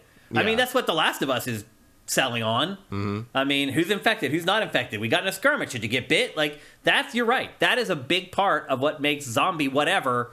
Tense. And it's not like this is the first one to do that, but like it's just sort of like, all right, I guess if that's how you want to roll with that, I don't know. I just don't know what it buys. I mean, obviously it buys you a new skill tree, but beyond that, like I think it's. I guess it doesn't really matter because like it's the kind of the ongoing thing is always like, how come everybody gets attacked by zombies in these games and you lose health and clearly you got hurt, but like you're not infected. But you're not infected, yeah. I guess it goes either way. Whatever. Yeah. Eric Cartman says, I spent a lot of time on the first one, didn't like Riptide, which was... Riptide was not it was not great. And he says, but I'm definitely waiting on a sale for this. Okay. I can understand that, I guess. I mean, that's again, fair. this is going to be $70, so... Yeah, that's a little bit of a tough sell. Like, here you're seeing now all the boss, like the Apex zombies, the bosses that you're going to fight throughout the game. And, being someone who lives in LA, this has a little bit of extra charm. Yeah, for sure. Because, like, they are renaming some stuff. Like, Chateau Marmont, they had changed completely to some other you're not going to do the stuff that you'd have to license. Yeah. But I'll say it. Just the Hollywood sign. Yeah. Again, I'll say it. I just think it's looking way better than I thought it was going to be. Yeah, I mean, that's true. And it actually weirdly does kind of live up to that original trailer with the jogger. Yeah, it does. Like the tone of that still kind of holds. They just showed a shot of Venice Beach a second ago, too. Yeah, which is literally like a mile and a half from the original version was going to take place in like a bunch of different cities. Yeah. So probably focusing on one is a better move. Yeah. It was like, I think it was maybe like Los Angeles, San Francisco... I can't remember, Chicago and Austin. That's too much. That's just too much. It's way too. Gonna be way too much. Yeah. Better to focus on one thing. I would like to see a San Francisco zombie. That would be fun if they do a 3. They start rolling down the hills. They can't stop themselves. Oh yeah. Oh come on. rolling, like getting a swarm to chase you up, like down Lombard Street. Oh, no, not Lombard Street. I'm saying like up Powell, right? And then you like roll a flaming cable car down on them. Yeah. Like, oh yeah, how absolutely. fun would it be to just ride a cable car down one of the big hills with the zombies in front of you, and you're just in this cable car, and you just let go and just yep. It can be fun. Or like getting on a Muni bus and seeing if anyone notices the difference. That's a good one, Kyle. You gotta live in San Francisco for that joke. You do. Getting on Muni is like taking your life in your hands. It's like you never know what the hell you're gonna see. There have been zombies on Muni for at least 25 years. No one cares. No one. Heroin zombies though. So anyway, that's Dead Island 2. Again, it is coming on April 21st. They couldn't hit 420. I don't know why. Well, distribution is distribution. I guess. Things come out on Wednesday or Friday, and that's pretty much how we work. Yep. So it's coming out on April 21st, so only about 6 weeks to wait. Yeah, unfortunately, it's kind of up against Fallen Order there. Yeah. Or certainly two different Jedi games. Survivor, yeah. Although both have dismemberment. They do, yeah, that's a good point. Probably a little more graphic in this one. Yeah. But anyway, I'm surprised that they let you cut the limbs off. Yeah, non-droids and creatures. It is surprising. I mean, the people wanted that a lot. They're loosening up a little bit over time. Yeah, I don't think you're ever going to see an M-rated Star Wars game. No, I don't either. That's about as close as it's going to get, I think. Yeah. Yep. Well, the good news is lightsabers cauterize the wound. Right. There you so go. you don't have to worry about blood. Except in the first movie. Right. Yeah. Which when Ben cuts Ponda Baba's arm off, the insert shot is a bloody arm. Yeah. That doesn't look anything like his arm. Right. Yeah. Those were the days. Yep. So anyway, Dead Island 2 is actually coming to everything. Well, not Switch, but it's coming to PS4 and PS5, Xbox One, and Xbox Series. And again, it launches the April 21st for $70. All right, let's move on to a game Matt has been playing this week.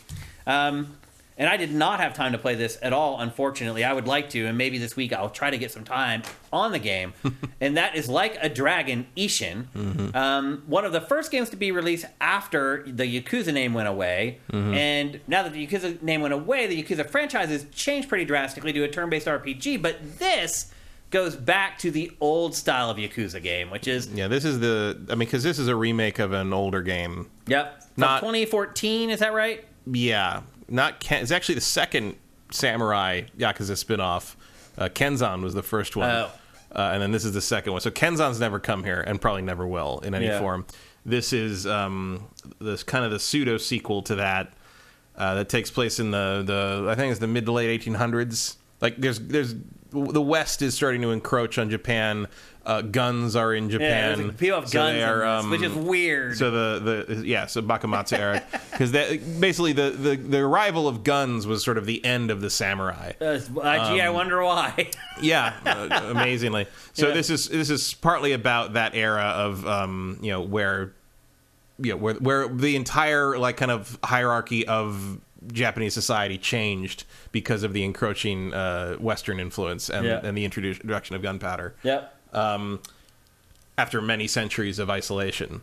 And the connection to Yakuza, people are like, oh, why is it Yakuza? So the connection to the Yakuza games is these are historical soap operas, basically. I mean, they're based, the root of the root of the Yakuza games is in sort of those battles without honor and humanity style Yakuza movies. These are Chambara soap operas on TV, like basically dramas on TV. It's even organized into episodes where and each episode does kind of have a little like tune in next week cliffhanger at the end. Yeah. And then when the new next episode chapter starts, like you get a previously on Like a Dragon Ishin kind of thing. Yeah. Like it's very structured like a TV show. To its strength. That's but all the major characters are played by characters from the Yakuza games. So like the main character is Kiryu, but he is not Kiryu. He is another historical person with a different name, but he just looks and acts very much like Kiryu. So every character from the original Yakuza games is in this game. Playing a character that's very similar to their Yakuza character, but is not that character. But it's not actually them, yeah. And it's that weird classic Yakuza mix of like a very serious, straight-laced, melodramatic story with now he's going to fan dance and fight a bear. and then he's going. Yeah, it's very weird. It's bizarre. And you run into weird things where, like, the side missions, the sub stories are all. One of the sub-stories is just to listen to this old woman who won't stop talking and no one will come hang around her because she's so boring. So you have to listen to, like, these really long stories she tells. And at the end, she quizzes you on them to make sure you were paying attention. And it's like, it's stuff like that. Yeah. Or, like, lots of mini games. There's tons of mini games. There's a thing with, there's shogi again. There's mahjong, real shogi. Like, you better know how to play mahjong if you're going to play. And, like, there's a whole tournament for all that stuff. There's dancing, there's karaoke in a weird way. There's all these, like, various training things. There's a management sim, because you end up, the premise is that your character Ryoma comes back from, like, a year of training with a samurai school in Edo, which is, like, the capital. You come back to your old little village city of I think it's Tosa is the name of it. And you come back and you go meet up with your sworn, but you're an orphan basically who, like, was raised by, like, this wolves.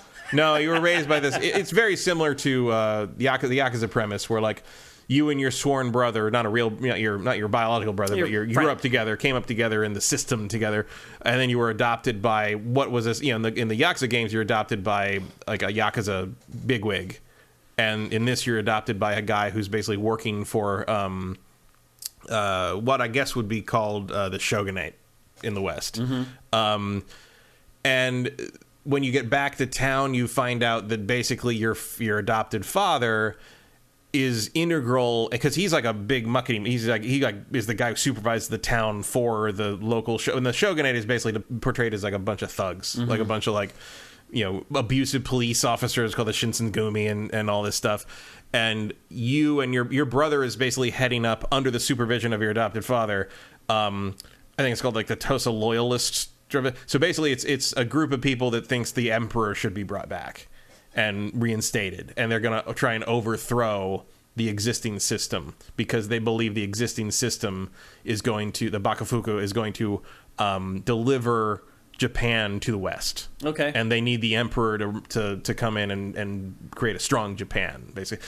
As I've said before, these games are very conservative. Yeah. in Japan, these are very conservative, not in the sense of, like, they're crazy right-wing conspiracy weirdo people like we think of conservative. It's the classical conservative of, like, traditional values, loyal to the emperor, like nationalism a little bit, but, like, like in that kind of xenophobic way of, like, we don't need any outside interference sort of thing. And down to the fact that almost all of the sub stories are, like, weird morality plays of how to behave as a proper citizen. Yeah, I mean, most of the scenarios you come across here are, like, moral, like, decisions that you have to make. Yeah. And this is like this one. Like, this is when you first get back. I mean, obviously you don't have a decision to make here, but she's hurt, probably has appendicitis, and they need to get her to the Dutch doctor who has the technology and the setup to help her. Mm-hmm. And these are, like, mid-level samurai who are, like, they're basically like a gang that, like, rule the town.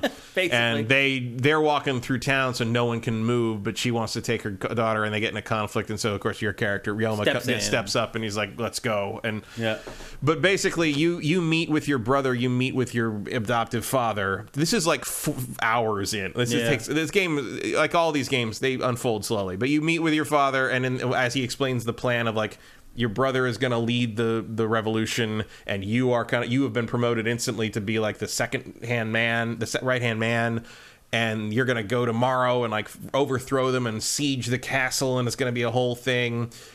And then a ninja jumps in and kills your father. Just like Yakuza. And then you get framed for the crime.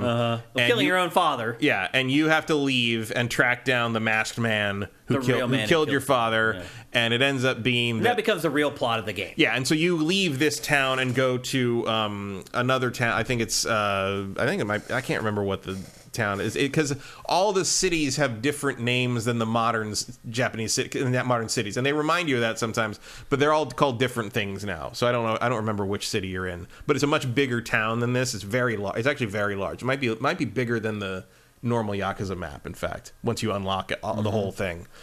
So there you're trying to, because that's your only lead to where because the guy who killed your father has a very unusual sword style, and it's only taught like in one place and only a certain number, and they all belong to the Shinsengumi. And that's how you track him down. And so the main plot is actually you join the Shinsengumi to infiltrate them, to find out who the guy who did it is by kind of working your way through that whole crew. And of course, the way you do it always ends in horrible conflict, but in the end you all respect each other, and so they all work for you later. it's a very formulaic thing, but it works.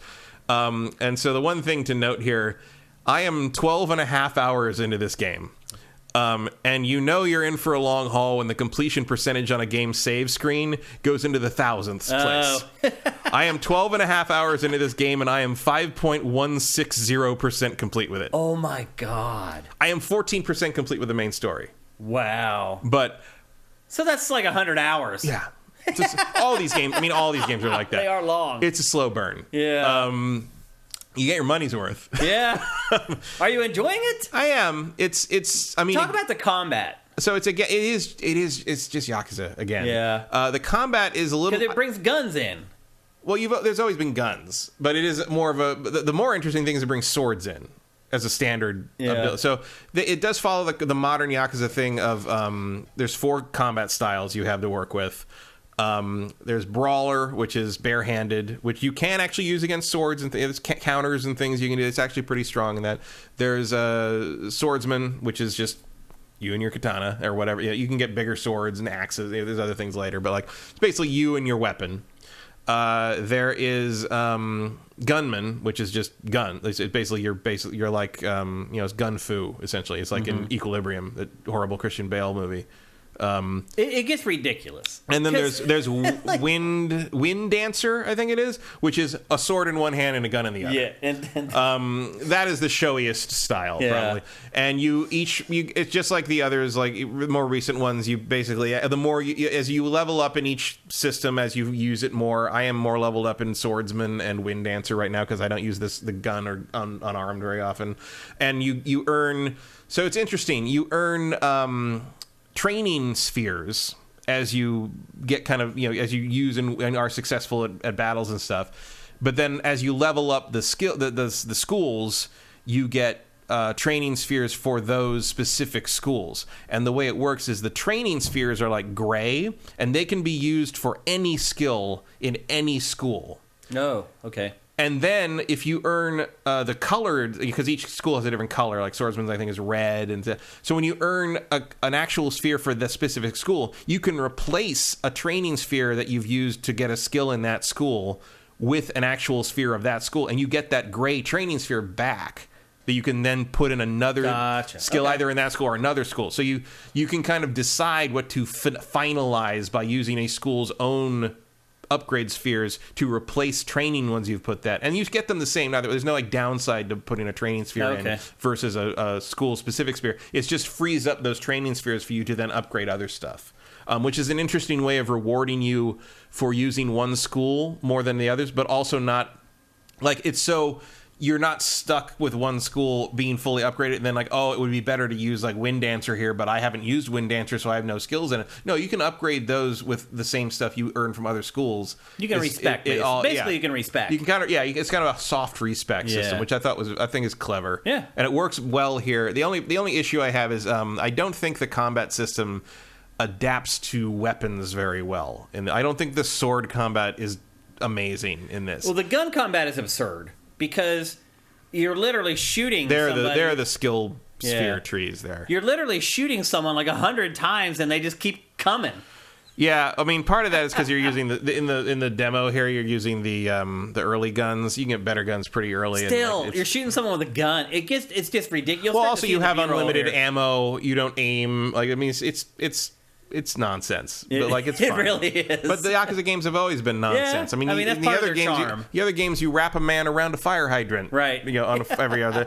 I will say the heat actions are not as prominent in this. In the normal game, in the mainstream series, you are anywhere you're near anything, you can pick up anything and use it. You beat the man to death with a traffic cone. Mm-hmm. Somehow nobody dies.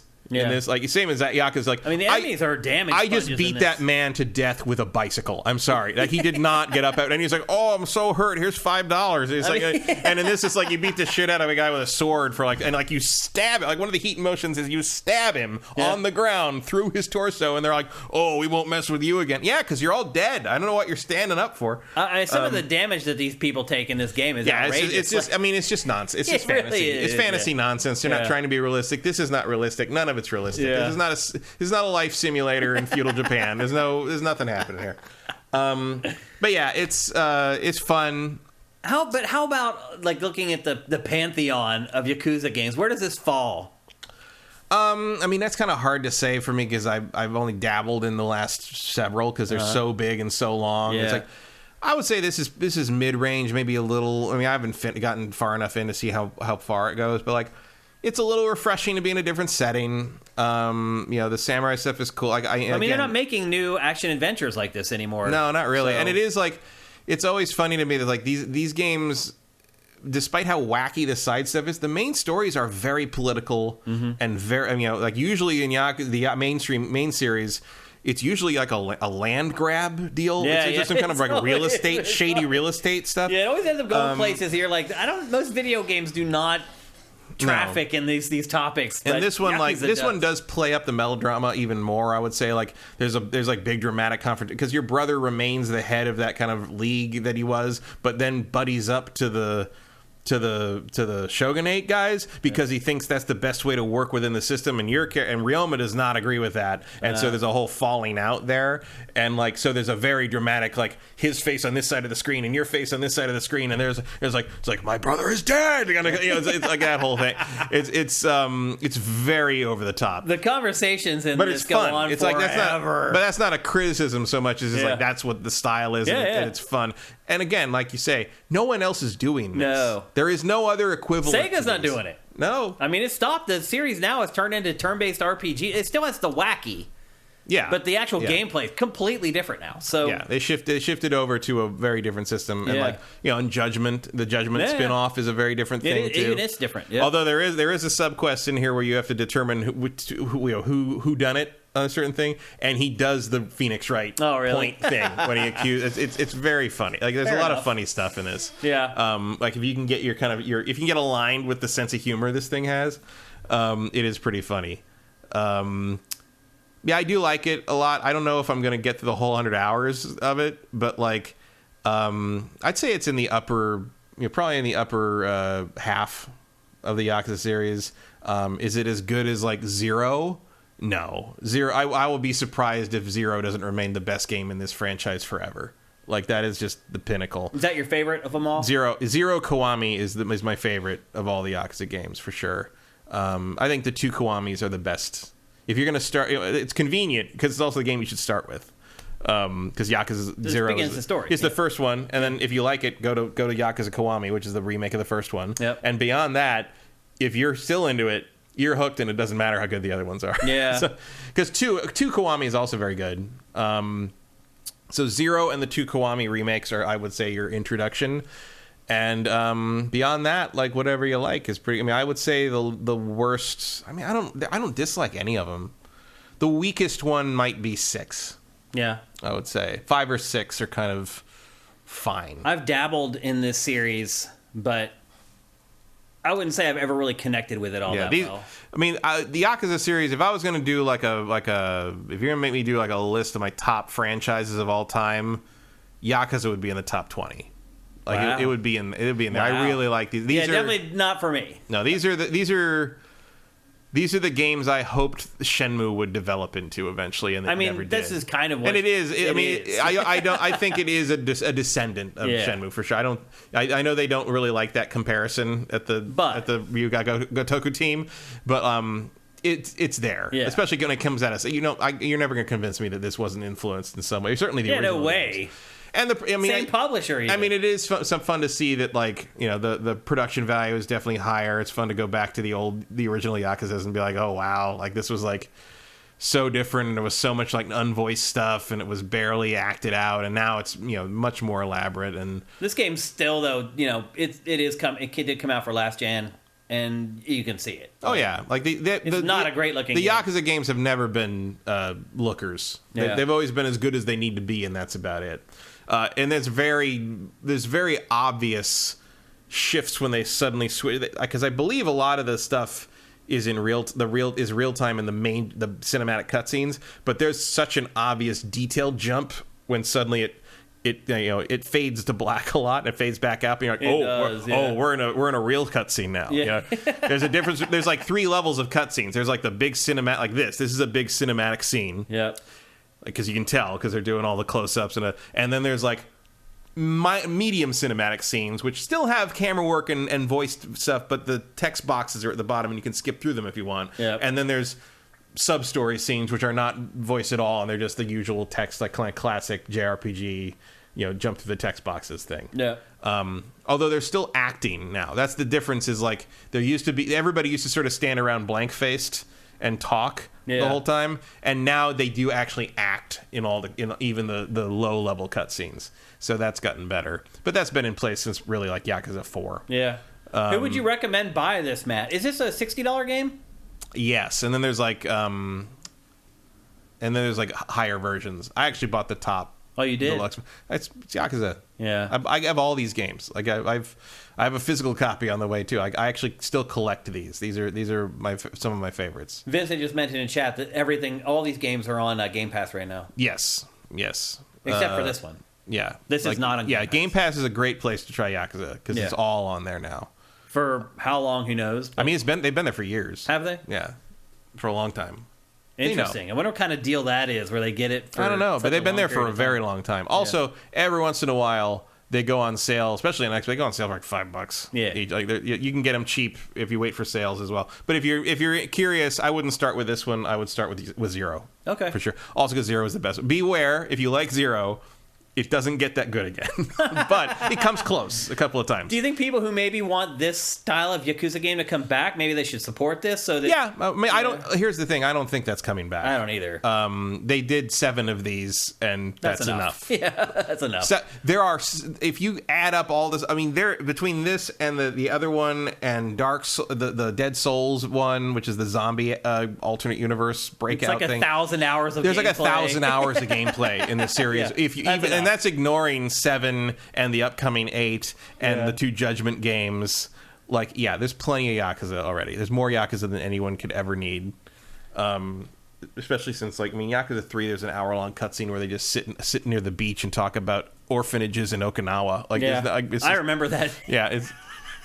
And look, I love it. I'm like, part of it's not super interesting, but then part of me is just like, man, where else in gaming are you going to get this? Well, maybe there's a reason why. There might be a reason, but I'm glad there's one somewhere. That's what I always like. I'm glad there's one that gave me that. I don't need Gears 6 to bring that up. Yeah. I don't need I don't need the next Fable to have a very deep story about a land grab near a castle. Yeah. But like, one series doing that is cool. I tend to just get enough dabbling in these games here and there. Yeah.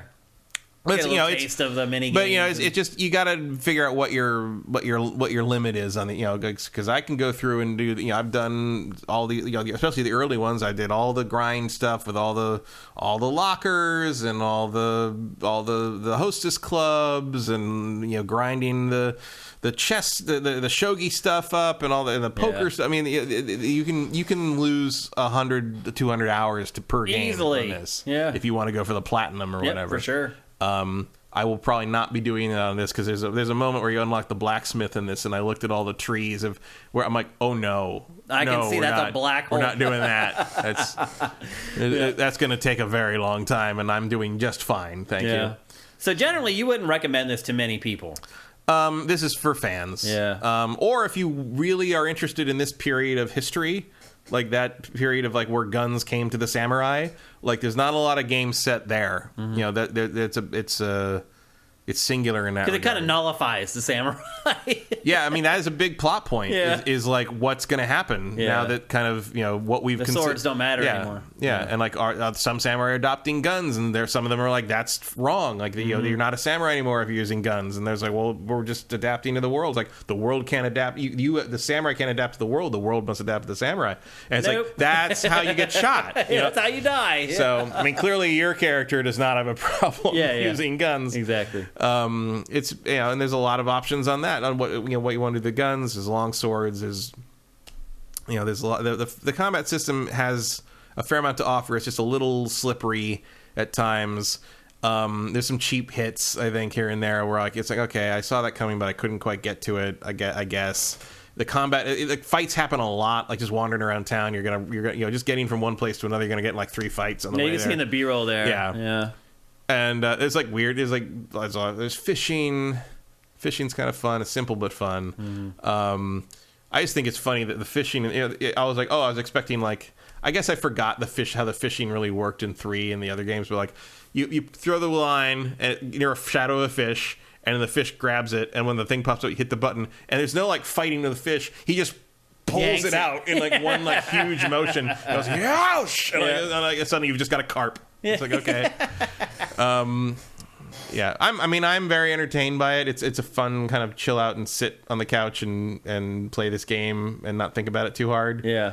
And like pause the podcast when a cutscene starts. And it's like okay, cool. And then go back to the podcast. But yeah, so fans only, basically. Yeah, if you want this or not. And if you haven't played Yakuza, this is, again, not what I would suggest starting with. It does kind of assume you know how a lot of this works already. It explains everything, but I think the best onboarding for this is 0. In part because it also helps to know the characters, because it does assume you know the characters from Yakuza, because when a certain character shows up in this, it definitely assumes you know how that character is going to behave because of how they behave in the Yakuza games. Oh, gotcha. So okay. It's very much like, if a character is kind of like, carefree and sort of like rude in Yakuza, they're going to be that in this. And they're going to, like, before you, one of the classic Yakuza things is before you know somebody's name, their name on the little dialogue boxes is whatever, Kiryu's or Ryoma's in this case is like perception of them is. And like sometimes you'll get things like dumbass Ronin and stuff, and you're like, oh no, he thinks and like this character isn't a dumbass, but he thinks he is because your character would see the character behaving that way as a dumbass instead. So it's about perception, and then like you replace it with his name once you're into it. But if you know that character from the original games, you're like, oh yeah, Kiryu absolutely does think that character is a dumbass. Like so, like it's like things, it's little things like rewards that. Fans, yeah, for sure. There's like there's another guy who shows up. First time you run into him, he's a known antagonist, but also sometimes an ally if you prove yourself to him. And he shows up in a bathhouse, and so you have to have a big fight with him. But you're both naked in the steam room, but the little clouds of steam cover your crotches at the right place. and just move with you as you. It's funny. It's Yakuza. I mean, that's just what it does. It's I think you know by now whether you like it or not. It's like nothing else. Yeah, and you either get it or you don't. It's not for everybody, for sure. Yeah. But I'm glad it's for enough people that they've made like 10 more. of them. Yeah. All right, there you go. That's Like a Dragon Ishin. Matt only recommends it to fans of Yakuza. All right, our last topic for episode 333, another game that Matt's been spending time with on his brand new beast of a PC. And that is absolutely wasted on this, I might add. It probably is. And that is Company of Heroes 3. Once upon a time, though, Matt, it would not have been wasted on that rig. Company of Heroes used to be like a benchmark game. Yeah, 2 in particular. Yeah, it was one of those games where you're like, oh, I just got a new graphics card. Let me check out Company of Heroes 2. And the PhysX stuff back in the day. Right. That was a big deal. Yeah, absolutely. So you're saying now it's not the case with Company of Heroes 3? I don't think this game feels like it's pushing too much in that regard, no. Fine, it looks good, it's nice, but like, no, this does not feel like it's technologically as ambitious as, say, you would have expected from Company of Heroes 2. Well, I wonder why that is. I wonder if the studio just lost talent, just fell behind the times. I don't know. Like, it's been a long time since the last one came out. It's been like 10 years. Yeah, it's insane. I don't know. There are a lot, they did change a lot in terms of how the campaigns work and stuff. I mean, the gameplay is still the same RTS. Sort of paper, rock, scissors, flanking, cover, it's... So, I mean, base level, this is an RTS set in World War II. This particular one is set in the Italian and African theaters, is that right? Yeah. The campaign, there's an African campaign and an Italian campaign, which are... So first in this, there have always been different campaigns in these. This is both campaigns actually play very differently in this. So the North Africa campaign plays very much like a standard Company Heroes. It's a series of missions strung together by a story. Right. The Italian campaign plays how to describe it? It actually plays like the if you've ever played the Dawn of War games, the Warhammer, also by Relic. You know how they used to have especially Soulstorm and Dark Crusade, that you picked your character and you went through like a big map and you had to take over places, and it was almost like a turn-based strategy game in between. I do remember that. Yeah.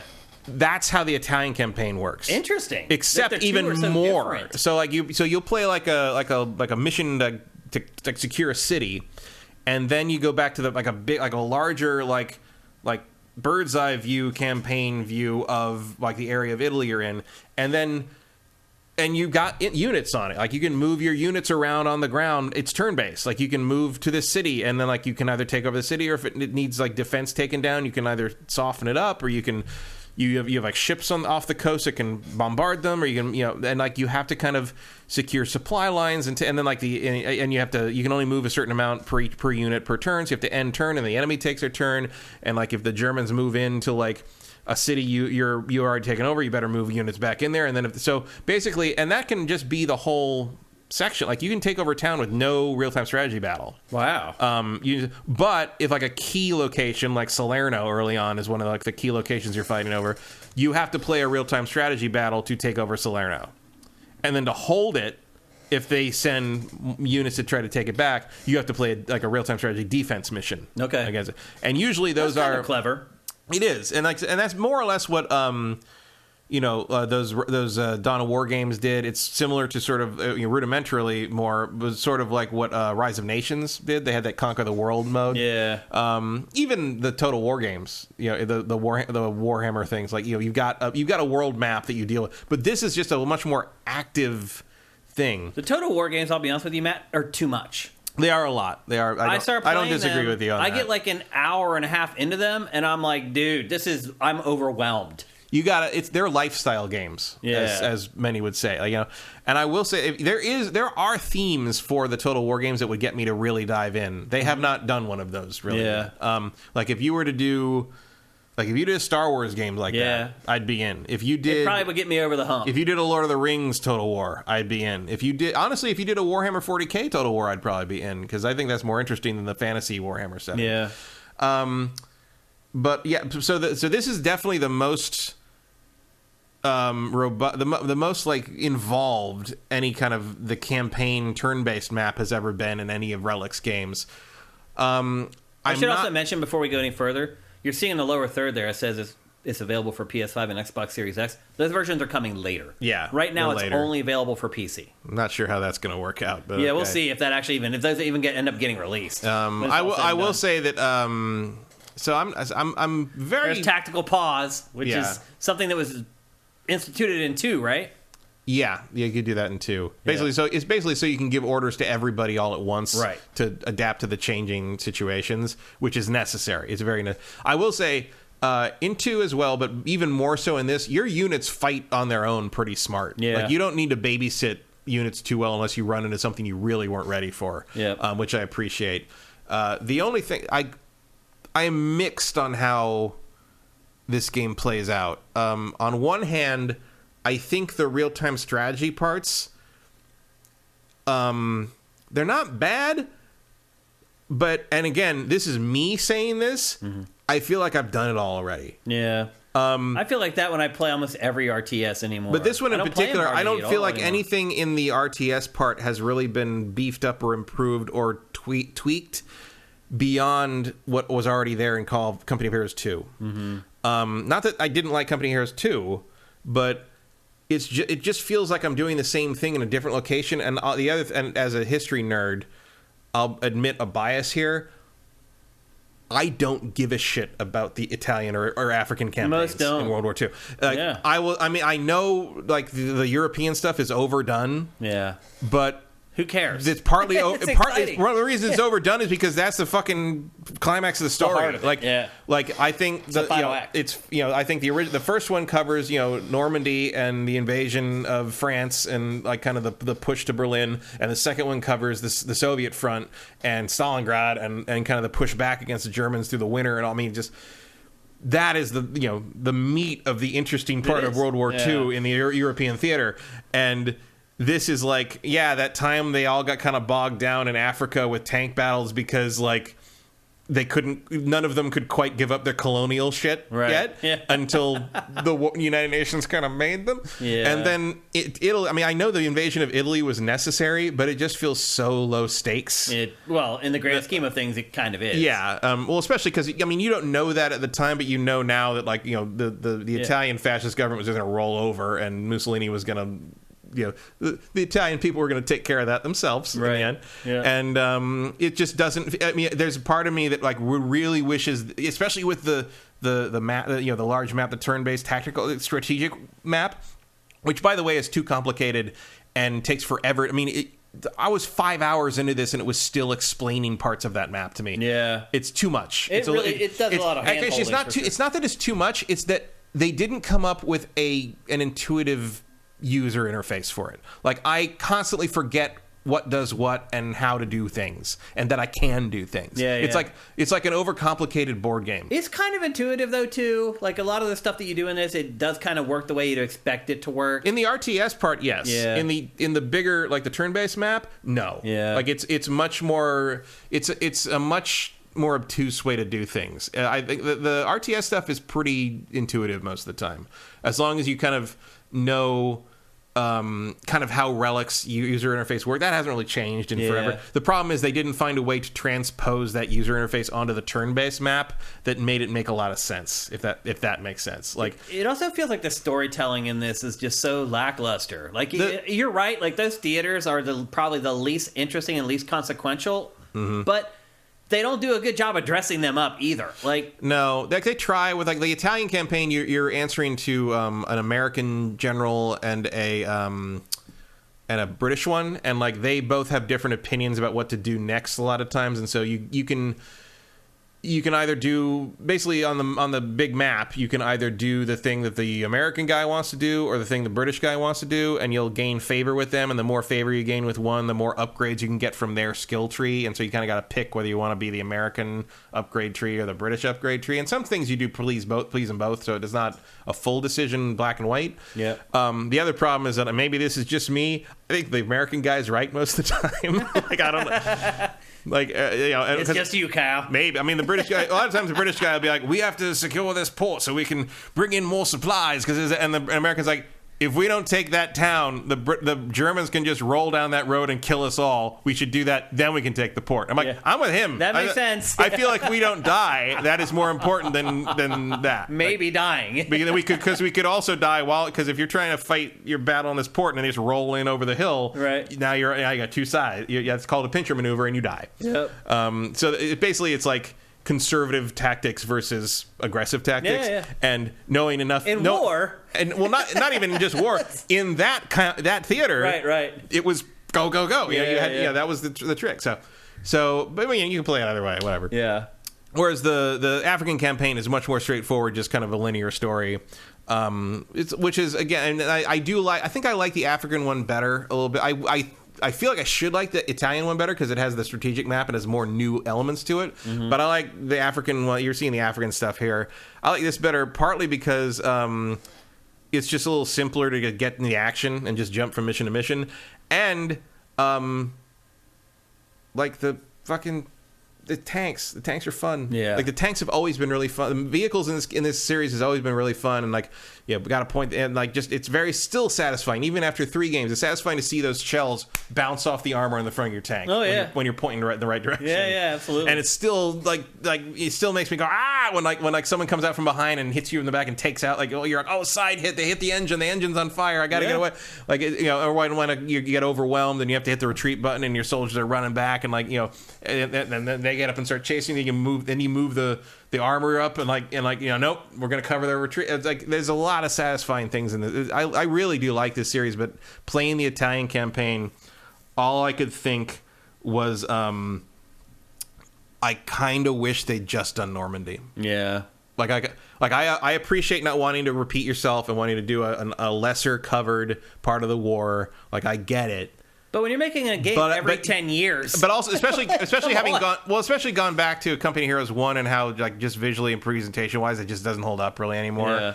It would have been nice to have a modern version of the Western European theater instead of because that was also, I will also admit, I would feel like I would be on more solid ground in the strategic map part of a Normandy equivalent, because I would understand more what I was trying to do. I don't know the Italian campaign. That's what I was telling you. The storytelling in this isn't great. It doesn't really set the stage enough. It's in the cutscenes. I mean, do I need more of a stage set than go kill Nazis? Not really. Yeah, but at the same time, motivation. But I just don't feel. Yeah, it doesn't feel like there's a real explanation of what you're doing or why. And you're just kind of thrown in the thick of the British and American general arguing with each other, and I'm like, well, what are we doing? We're just trying to get to Rome. I mean, that's the goal, is you're trying to get to Rome. Yeah.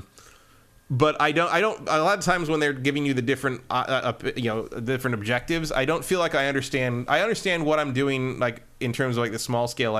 He wants to get this so he can secure it. Basically, you take this. Like the British guy says, you'll have more resources next turnaround, or if you take this, you'll have fewer enemies to deal with. That's the decision, right? Yeah. But I don't feel like I have a very good idea of what the larger picture is. The other weird thing is even though they're doing these, you can't play as the Italian it is weird. resistance or anything. There is even in multiplayer, there's no Italian side. You are playing. You can be the U.S., the U.K., the Germans, and I think they're adding the Soviets later. Just for multiplayer. I don't think there's a campaign for I don't see where they would be in the campaign. But I don't know. I mean, it's fine, but it's not. Company Heroes 2 really pulled me in and was a big deal. I played and 1, but 2 especially. I was like, oh wow, 2's improvement over 1 was very noticeable, and the experience was very not different. just over 1, but it was the improvements that it made to the genre in general. Singularly, it's like we can have local damage. We can have the physics and the destructible terrain matter. We can have units that when you zoom in, they don't look like block men. We can have small. We can have you get attached to these little groups of guys that level up and carry from battle to battle over and that's all still there, but it's not as novel anymore. Yeah. And even as someone who's very much about execution over innovation, there's nothing else for me to grab onto, and that's why I keep saying I wish they'd done Normandy, because I would inherently care about a Western or Eastern European theater version. I don't think you're alone there. More than what I mean, they're not they weren't important, and I'm sorry if anyone in Africa or Italy is watching this and feels differently, but I don't care about the invasion of Italy. Yeah. I know what happened. Most history I'm aware of what happened. I don't really want to play it. Yeah. I am more interested in the, I agree with you. I think it was a mistake to focus on these theaters. Again, or at the very least, put out a game every 2 or 3 years. Or you know what? Okay. Right. The other thing I would say is okay, you know what? Do the Pacific Theater. Yeah. And I know nobody wants to do that because of the racial aspect. Right. Because it's it's a different thing. Yeah. It's not as cut and dried, and it ends poorly. Mm-hmm. How do you end that campaign? Do you just I don't hit know. the button? You fly the Enola Gay in? I don't think you can do that. Yeah, I don't think you can either. Yeah. It ends in arguably a war crime. Yeah. So it's a messier situation. Call of Duty hasn't touched that except that one game either. Yeah. And that didn't sell too well. Yeah, so. that's true. Yeah. So I don't. Is there such a thing as RTS fans anymore? Because this genre has just almost disappeared. There are, but it's I think they just play older stuff. Yeah. There's people that still play. Would you rather play this or Company of Heroes 2? I would rather play 2. Yeah. And I would actually, you know, to be honest, I would rather play Company of Heroes 1 with this presentation. Right, yeah. I would rather play that setting with this game. You will get bang for the buck, though. This is a $60 game. Like, if you like RTSs, you're going to get your money's worth out of this. Yeah, I mean, and generally, it is a high-quality product. It is a good game. It just doesn't hook me the way 2 did. And I can't quite tell you why. Outside of, like, this just isn't an area of World War II that is as interesting to me as the 2 things they've already covered. And I'm just saying, like, as someone who's normal, I understand why you don't want to repeat yourself, but maybe you should have this time. Yeah, I agree. There you go. That's Company of Heroes 3, only available for PC. Supposed to be coming to PS5 and Xbox Series. We'll see if that ever happens. It will. I mean, the one thing I will say about this in terms of converting it to a console is, like I said, you don't really need to babysit your units very much. Yeah, like that helps. They very much can. I think I was on my 4th or 5th mission in the Italian campaign before I even lost a unit. Yeah. Like, you hitting retreat if you get in trouble, the pause and the tactical pause, like, really matter. Like, it's very, unless you're just really not paying attention, it's very hard to run into a catastrophic fail. You can always fall back and try again. It's not that tough. Even, I mean, I've been overrun by tanks before in this game and pulled everyone back, hit some guys in buildings, and was able to come back after I repaired one of my vehicles and come around the back and win the battle. Yeah, I blew 3 of them up before they could even turn around. You know, it's the AI is not brilliant, but at the same time, it's hard to tell the difference between a dumb AI and, like, street fighting is hard. Like, you can't turn a tank around instantly, and you can't. I think Russia is learning that. Oh yeah, which you think they'd know from this? You think? Yep. What did Stalingrad teach us, boys and girls? Nothing, apparently. No. All right, there you go. This Company Heroes 3, which means it's now time for.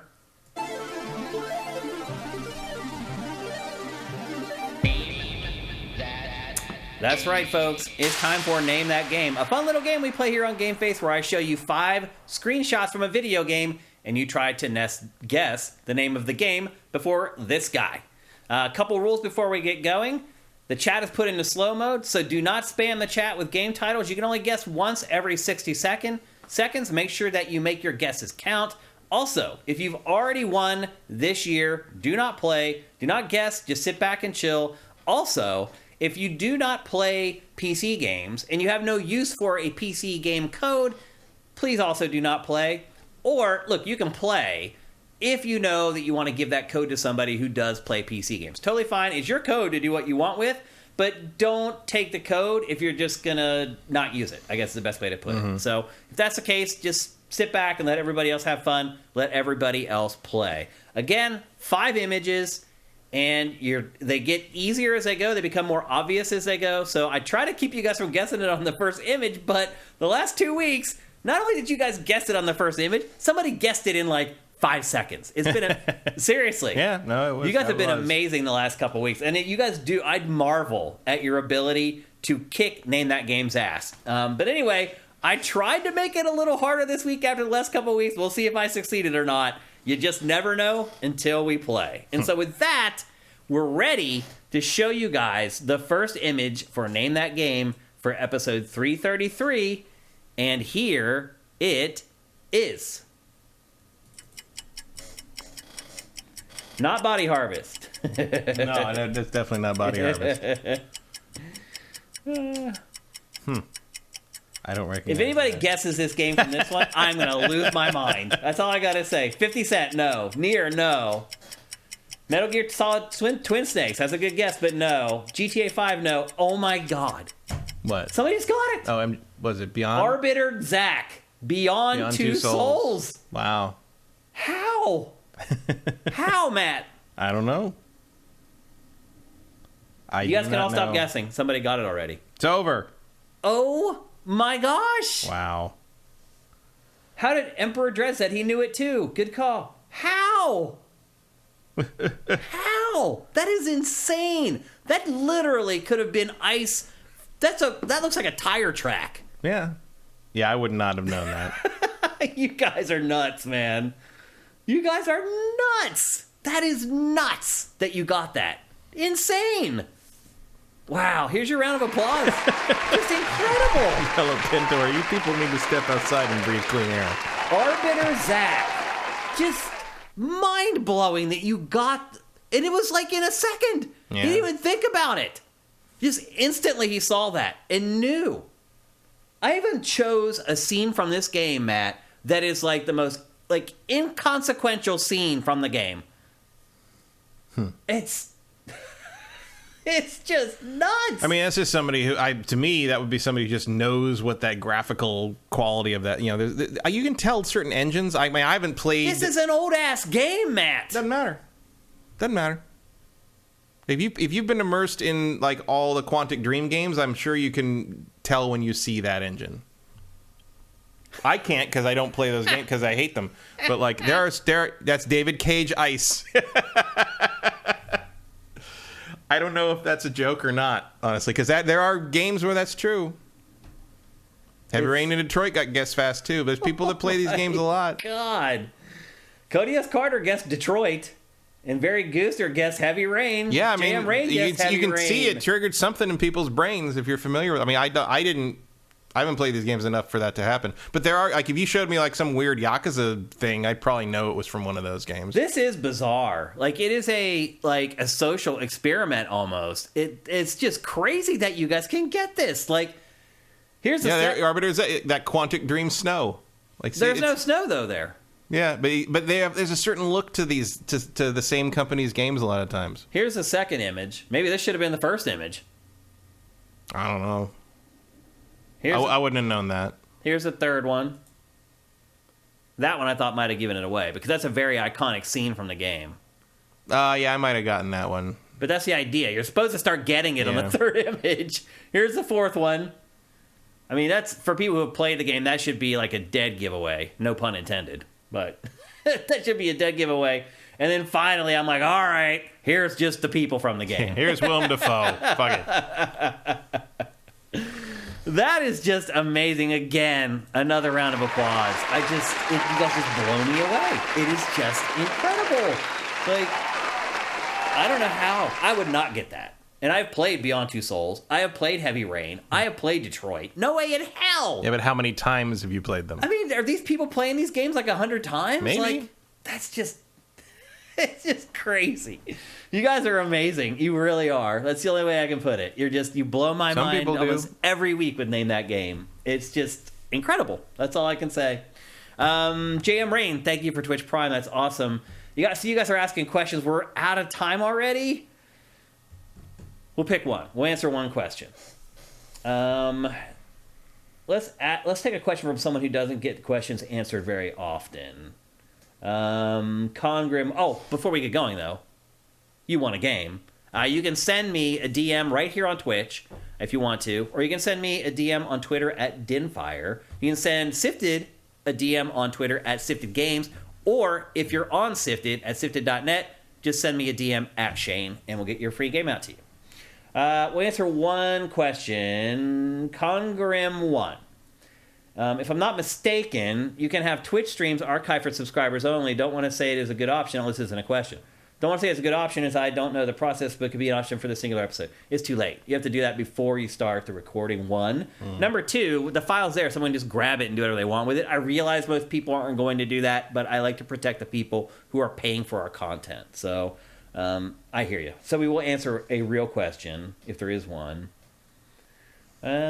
Swanland. Star Wars news broke today. Kevin Feige and Patty Jenkins' Star Wars films are officially shelved. Also not a question. Oh, you don't have any questions. Okay. Everyone's just telling us stuff. Sneaky says, I played Detroit over 20 times for every single ending. See? I don't know how you do it. Man, it would drive me crazy. There aren't any questions. You guys have any questions? That's good, because we're already out of time. So it actually works out good that you guys don't have any questions for today's episode. Let's see. If you're watching this on YouTube, or you're listening to this show on any of the podcast services out there, and it's on all of them, head to patreon.com/sifted and drop us a pledge. It makes a world of difference for us. Twitch Prime is nice, but pledging to our Patreon allows us to actually plan stuff because we know we're getting that money. Our Twitch Prime money is all over the map, and lately it's been way down. But it's hard to really depend on that money to do anything with it. So if you really want to help us, head to patreon.com/sifted. That's SIFTD without the E. You can pledge whatever you want there. You can pledge $1 a month. You can pledge $10 a month, $100 a month, whatever you want, whatever you can afford. We appreciate every single dollar. And as I said, if you can't afford to contribute at all, I totally get that. I have been poor many times in my life, and so I totally understand that. You can still help us with Twitch Prime. And that basically you give us a free $2.50 a month just by subscribing to our channel on Twitch with a free subscription that you get for being a member of Amazon Prime. It costs you nothing. If you're watching this show on YouTube, the instructions for doing that are down below in the description. Before we get going, we want to thank once again our awesome sponsor, LS Cream. Go to creamls.com. We all love this stuff. It's really awesome to see in the chat that you guys are all buying the liquor, because that's what keeps our sponsors coming back whenever they get results from their sponsorships with us. So thank you very much for going out and buying LS Cream. Again, go to creamls.com. It is made by a sifter, by a gamer. It is better than Bailey's, and it mixes so well with so many different things. Go and get a bottle or 10. I've never met somebody who tasted it who didn't love it. And that's just being completely honest with you. It's really, really good stuff. Matt, anything you want to share before we head off into the sunset? I don't think so. Keep an eye out for Last of Us finale. Oh, that's right. This Sunday, and the Oscars. So actually, I have a question for you. I'll ask you right here on air. Would you be interested in doing a spoiled for The Last of Us Season 1 next week? Yeah, we could do that. Yeah. So if you're betting on Oscar pools, Best Picture is going to be Everything Everywhere All at Once. You think so? 100%? 90%. There's an outside chance it could be The Fabelmans, but it's won the Producers Guild and the Directors Guild and the SAG. It's probably going to be, it's a favorite for Best Picture, no doubt. So I would say director and picture, probably Everything Everywhere All at Once. Outside chance of Spielberg and Fabelmans on one or the other, but like probably Everything Everywhere. Michelle Yeoh will win actress. Almost certainly Brendan Fraser will win actor for The Whale. Finally winning something. Yeah, Ke Huy Quan. What a comeback his career has had, by the way. Oh, yeah. Ke Huy Quan will win supporting actor, no question. Jamie Lee Curtis may win supporting actress. For Halloween Ends? No, for Everything Everywhere. I still haven't seen that. But there's possibility that they will split the vote with her and Stephanie Hsu, who was also in that. And maybe I'm leaning now towards Angela Bassett winning for Wakanda Forever. Okay. Those are your main bets. As always, the nitty gritty for the Oscar pool comes down to who picks the right shorts, animated shorts, and documentaries, because no one knows what the hell. No one will ever get those right. Yeah. But yeah, those are your main Oscar contenders this year. Win your Oscar pool, courtesy of Matt Kyle. Pretty much. Yeah.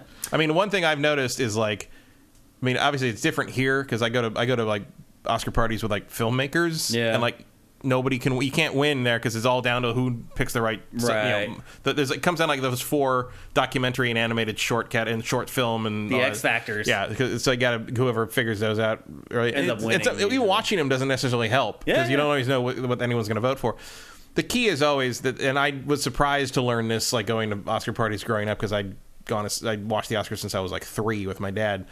You're not voting for the thing you want to win. You're voting for what you think the Academy is going to pick. Yeah, it's just like video game fantasy leagues. It's the same deal. You're not picking like what's the best game. It's what do you think the critics are think is going to be the best game. Famously, when I went to an Oscar party for one of my English professors, my favorite professor in all of college, and he had an Oscar party in '98, spring of '98, and that was the year Titanic was up for best pick and Good Will Hunting, and.